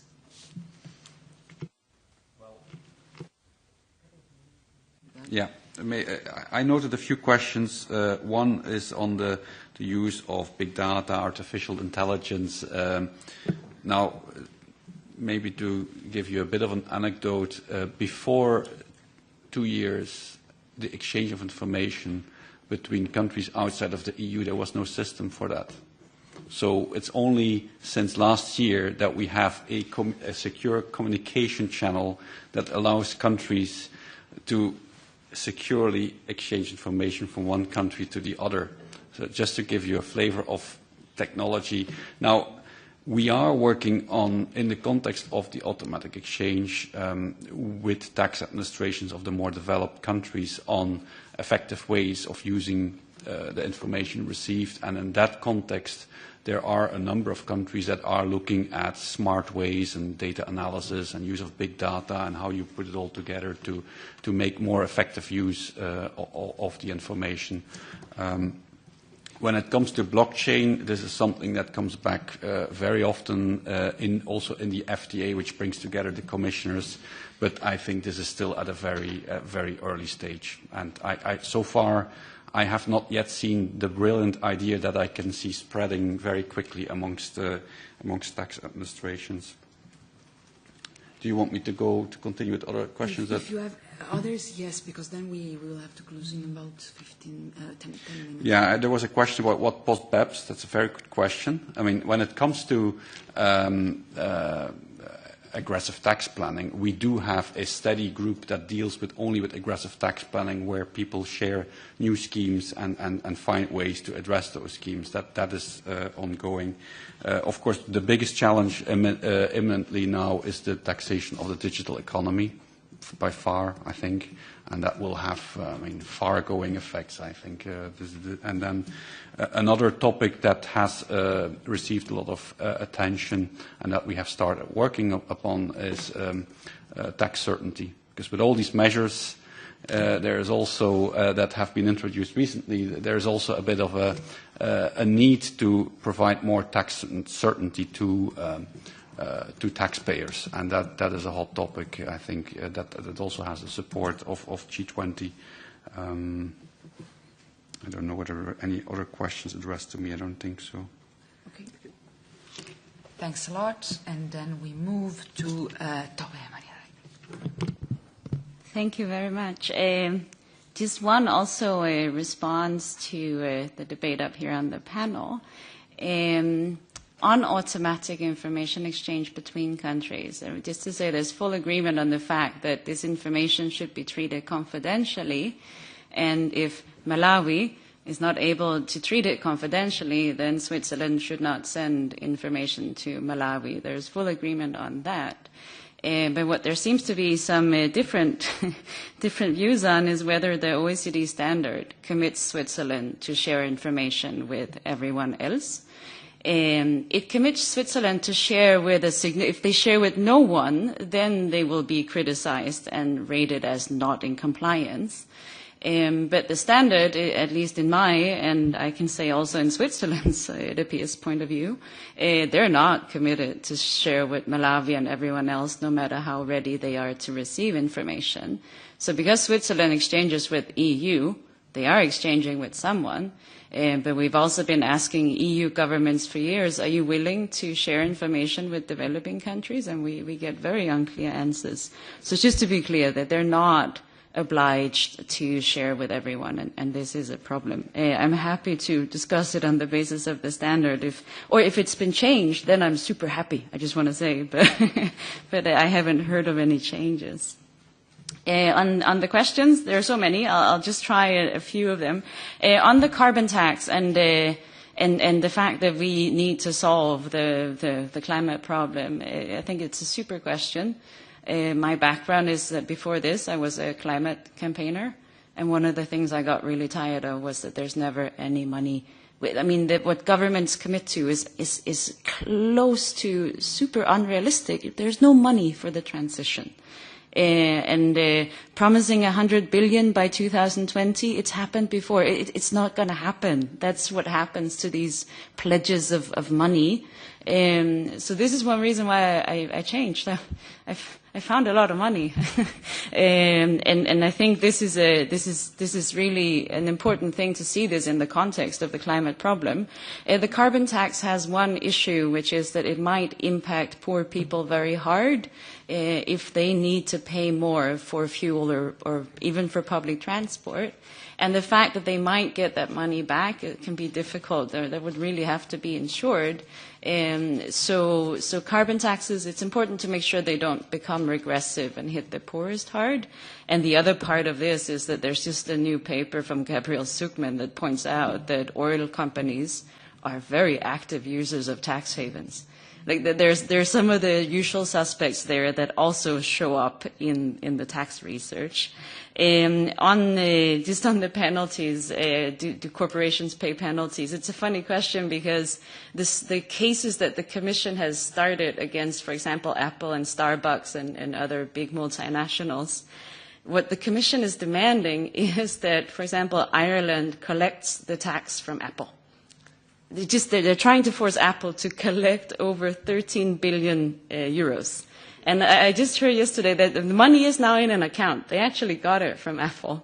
But there's a court case going on where both Ireland and Apple are fighting for this tax not to be collected. So Ireland doesn't want to collect it. So just to say, there's definitely no talk about any penalties. We're just trying to get the tax collected in the first place. On a much simpler tax system, I'll let Sol comment on that, because unitary taxation, it is about a more logical tax system as well. And lastly, just to support the point that BEPS changed the way that multinational corporations avoid tax, but it didn't get rid of it. And we're seeing multinational corporations that are complying with the BEPS rules, but they're still not paying tax, and this is a problem. Thanks. Then I think in the right order it was... no, it was the Commission. It was the Commission, right? Thanks. Thank you. Lots of good questions. Very difficult to pick one or two. Maybe more comments actually on the questions than answers really. On the issue of low growth and taxation and where do we collect our money from, I think there's also huge challenges ahead. Aging is one, meaning that we probably will collect less from labor over time. Also with growing needs maybe. Think about all the scientific developments. I mean, maybe we are in the eve of a breakthrough that will allow us to live much longer than we are today. And so these are questions that look a bit like science fiction, but some scientists would say that it's not impossible. Digitalization and the impacts on labor markets. So what do we do? All the issues of taxing robots. How do we approach these things? Growing globalization that continues. So these are issues, and that I think should make more sense of urgency on trying to address those issues and not wait that this is too late.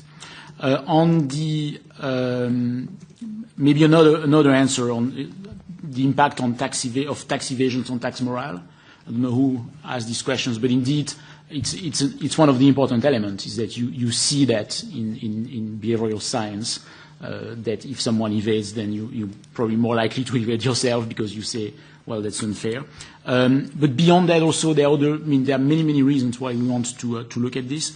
One of the things I found interesting also in the BEPS exercise and report on Action 11, it's one of the chapters that looks at the impact of tax avoidance on competition and the level playing field between the companies, noting that the level playing field seems to be affected because companies with the same characteristic but that have access to these profit-shifting schemes would have on average higher markups than the others. And so I think that beyond that it's also affecting competition and the single market.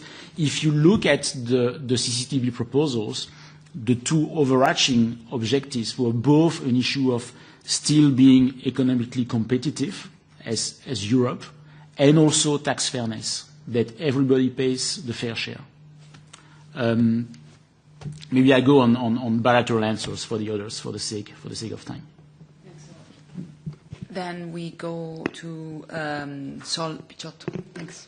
Thank you very much. Obviously, it can't cover all the issues, but in response to the point about low growth, clearly this is what has caused all this pressure. It's the austerity following on the crisis and the lack of growth that has forced governments really to start to tax, to start all these efforts that we've been hearing about. But I think it still hasn't yet punctured under the rationale which has often been given for having light taxes on wealth and on the wealthy and on the large corporations. There's still this feeling, I think especially amongst economists, that somehow taxing them discourages investment. That is the general argument. There are a lot of tax breaks, both for wealthy people. For example, in the UK, we have this amazing rule on non-domiciled people. So rich people can go and live in the UK and pay very little tax on their worldwide income, supposedly because this encourages investment.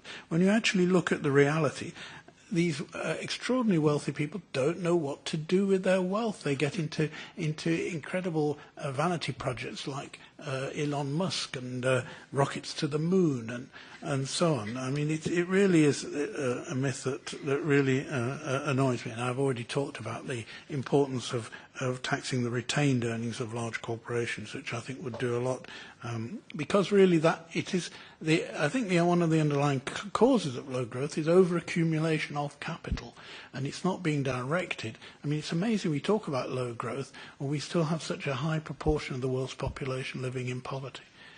I mean, it's just mind-blowing, and I don't think that those accumulations of wealth are really directing the world's resources to where they need to go. Now, the other side of it is, okay, as a result of those pressures, we have had governments saying, okay, we've got to do a lot, and OECD and all these organisations have done a lot. The question is really, how effective will all that be? There's been a lot done. I entirely accept the BEPS project produced an enormous amount of output. The real question is, how effective will it be? Certainly a lot of mechanisms have been set up. We've heard from Philip for automatic exchange of information. The question obviously is, how well will that information actually be used? There has been some change in revenue authorities' attitudes to trying to block secret bank accounts. But there's, I think, considerable evidence that the more sophisticated wealthy are finding new ways of avoidance. Certainly in the area I mainly work on, transnational corporations, that problem has not at all gone away. Aurora mentioned continuing, and they don't have to be scandals, but over the summer there were reports about Amazon's tax situation in the UK. Just yesterday, Financial Times, again about Starbucks, a report from Oxfam about pharmaceutical companies. And these are not in the past. The OECD package has not reformed the underlying principles. It was basically a set of bandages for the wounds. It hasn't reformed the underlying principles, which are faced in the context of digitalisation of the economy, which is also asked about. And this is not a separate section of the economy. The only thing that came out of the BEPS project, the report on the digital economy, they agreed that it affects the whole economy. Digitalisation affects the whole economy. Uber is a taxi company masquerading as an intermediary. Airbnb is an accommodation outfit masquerading as something else. Amazon is almost everything. It's the biggest company in the world because it's an intermediary. Digitalization affects the whole economy, and it really points up that the underlying tax rules really have not been tackled. So it's in that context that although a lot has been done, not much effective has been done. Now, again, Aurora asked about short-term solutions have been put forward, but always that's been the solution, a short-term solution which essentially hits consumers. I mean, basically, this is a gross tax which clearly will be directly passed on to consumers. It might hit the company's growth to some extent, or market penetration, a gross tax. The Commission has couched it in a very modest kind of way, simply as a means of putting pressure and only hitting the very largest companies, because it's a very, very crude instrument. So it's by far not an adequate solution. The most one can say is you have to do something, and maybe it will put pressure on the companies. I think in the end I come back to my theme.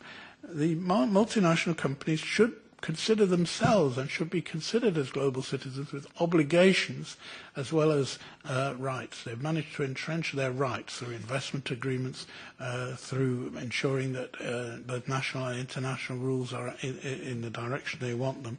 And they talk a lot now about taxpayers' rights and the right to certainty. Well, they are the ones who have made the tax system even more complex and difficult to apply and creates the uncertainty. So I think really if we are to come out of this, certainly in the area of taxing large corporations, it's really time that we had constructive contributions really from the biggest and wealthiest in our society. Thanks a lot. And then, Professor Richard Murphy. There were too many questions to answer everything. I'm going to stand back very slightly and look at this from a macro perspective as well, apart from adding something to what Sol just said. I have proposed an alternative minimum corporation tax. I do think there is an obligation to put a platform underneath corporation tax. There is an online article, if you look up alternative minimum corporation taxes, I believe it's possible. It's not the answer ultimately. I do think that is actually unitary formula apportionment, but this is a step on the way and is a necessary protection mechanism to achieve the result to corporation tax, and whilst companies still play silly games. But I actually want to go back to the post-growth idea and actually talk about what tax really is, because actually we've got the wrong assumption throughout everything we've said so far. Tax does not pay for government services. Can we understand that that's just not the case? This stuff pays for government services. It's money. And governments have the power to create money. You can't create this stuff, only they can. That is why governments are different from you. That is why governments with their own currencies, this is the problem of the euro, of course, but governments with their own currencies cannot go bust. And when a government wants to spend money, do you know what? It just promises to pay. I know that's true in the UK. It's even printed on the banknote. It says, I promise to pay the bearer on the demand the sum of £20. And if you go into the Bank of England and say, can I have my £20, they'll give you another one of these. And how do we get rid of these which the government has spent? Because this is how they spend. Well, we actually do this. We tear them up. What process tears up banknotes? It's called taxation. The role of taxation is actually to cancel the inflation that printing too many of these would otherwise do. When interest rate policy doesn't do it, that's how we control. And that's the purpose of tax now. Everything else follows on from that. We can do all those other things because we actually will be creating money. And in fact, we could create more money if we want to, because the government has no limit to the amount of money it can create if it so wishes, so long as people will use these things. And in fact, actually, the more and more of this currency there is in the economy, and the higher the rate of tax, actually, the more people have to use the currency to pay the tax. So in fact, it's actually a virtuous circle in some senses to have sufficiently large states to make sure that you can control the economy because enough of your currency is circulating. Now, if we go back, put that in a post-growth context, first of all, I'm one of the authors of the Green New Deal. I'm sort of both red and green, and I'm quite happy to be red and green. I've got no problem with that. And in that context, I've co-authored with Caroline Lucas from the Green Party in the UK and others. And I have a problem with carbon growth. I don't have a problem with growth. We can do as much for each other as we like. There is no problem with actually servicing each other's needs. If that means more care, more education, more entertainment in the sense of people playing the guitar for each other, singing songs or whatever, performing or whatever, I am totally happy that we do more of those things because I think they add to the net sum of human worth. I do have a problem with burning the planet. I'm a dad of teenagers. And, and it worries me what's going to be like when they are the age of my father, who died at the weekend at the age of 92.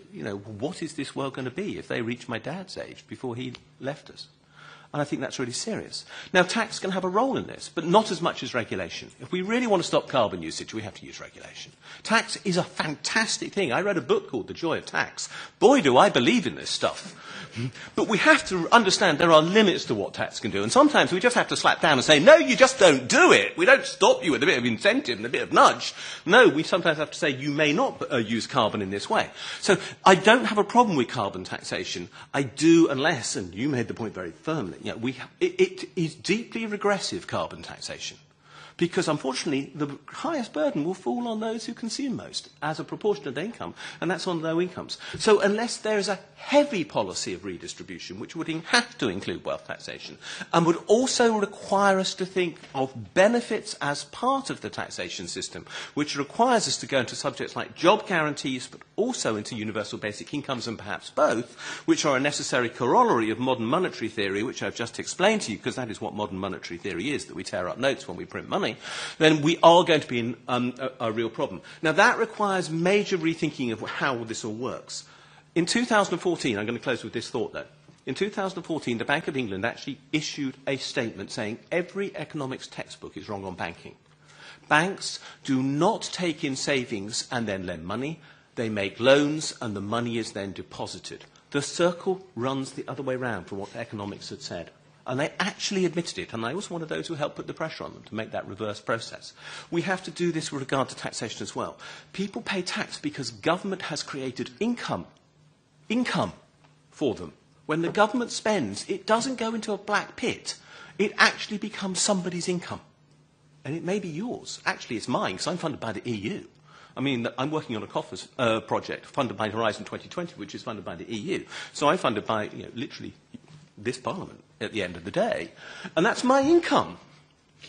And I pay tax on it. Why do I pay tax on it? Because actually that income has been created by the Parliament.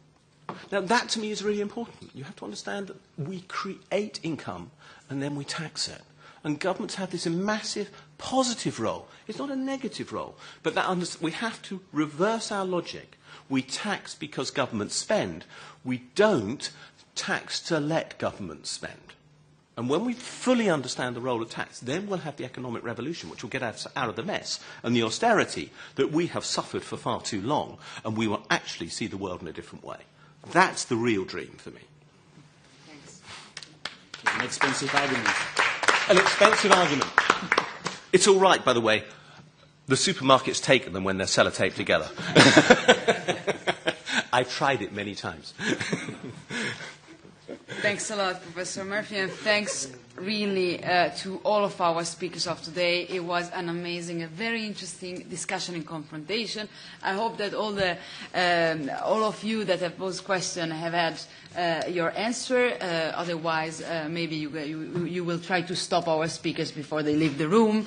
And really, thanks a lot for being with us for these couple of hours. It was extremely interesting, and I hope that we will all go out knowing a little more than what we knew before about these very, as you said before, very complex and extremely difficult issues. But I think that to know them, it's the first step to also raise awareness among other colleagues, because one of the things that frustrates me the most is that, for example, in the political debate in Italy, these matters are not discussed, ever.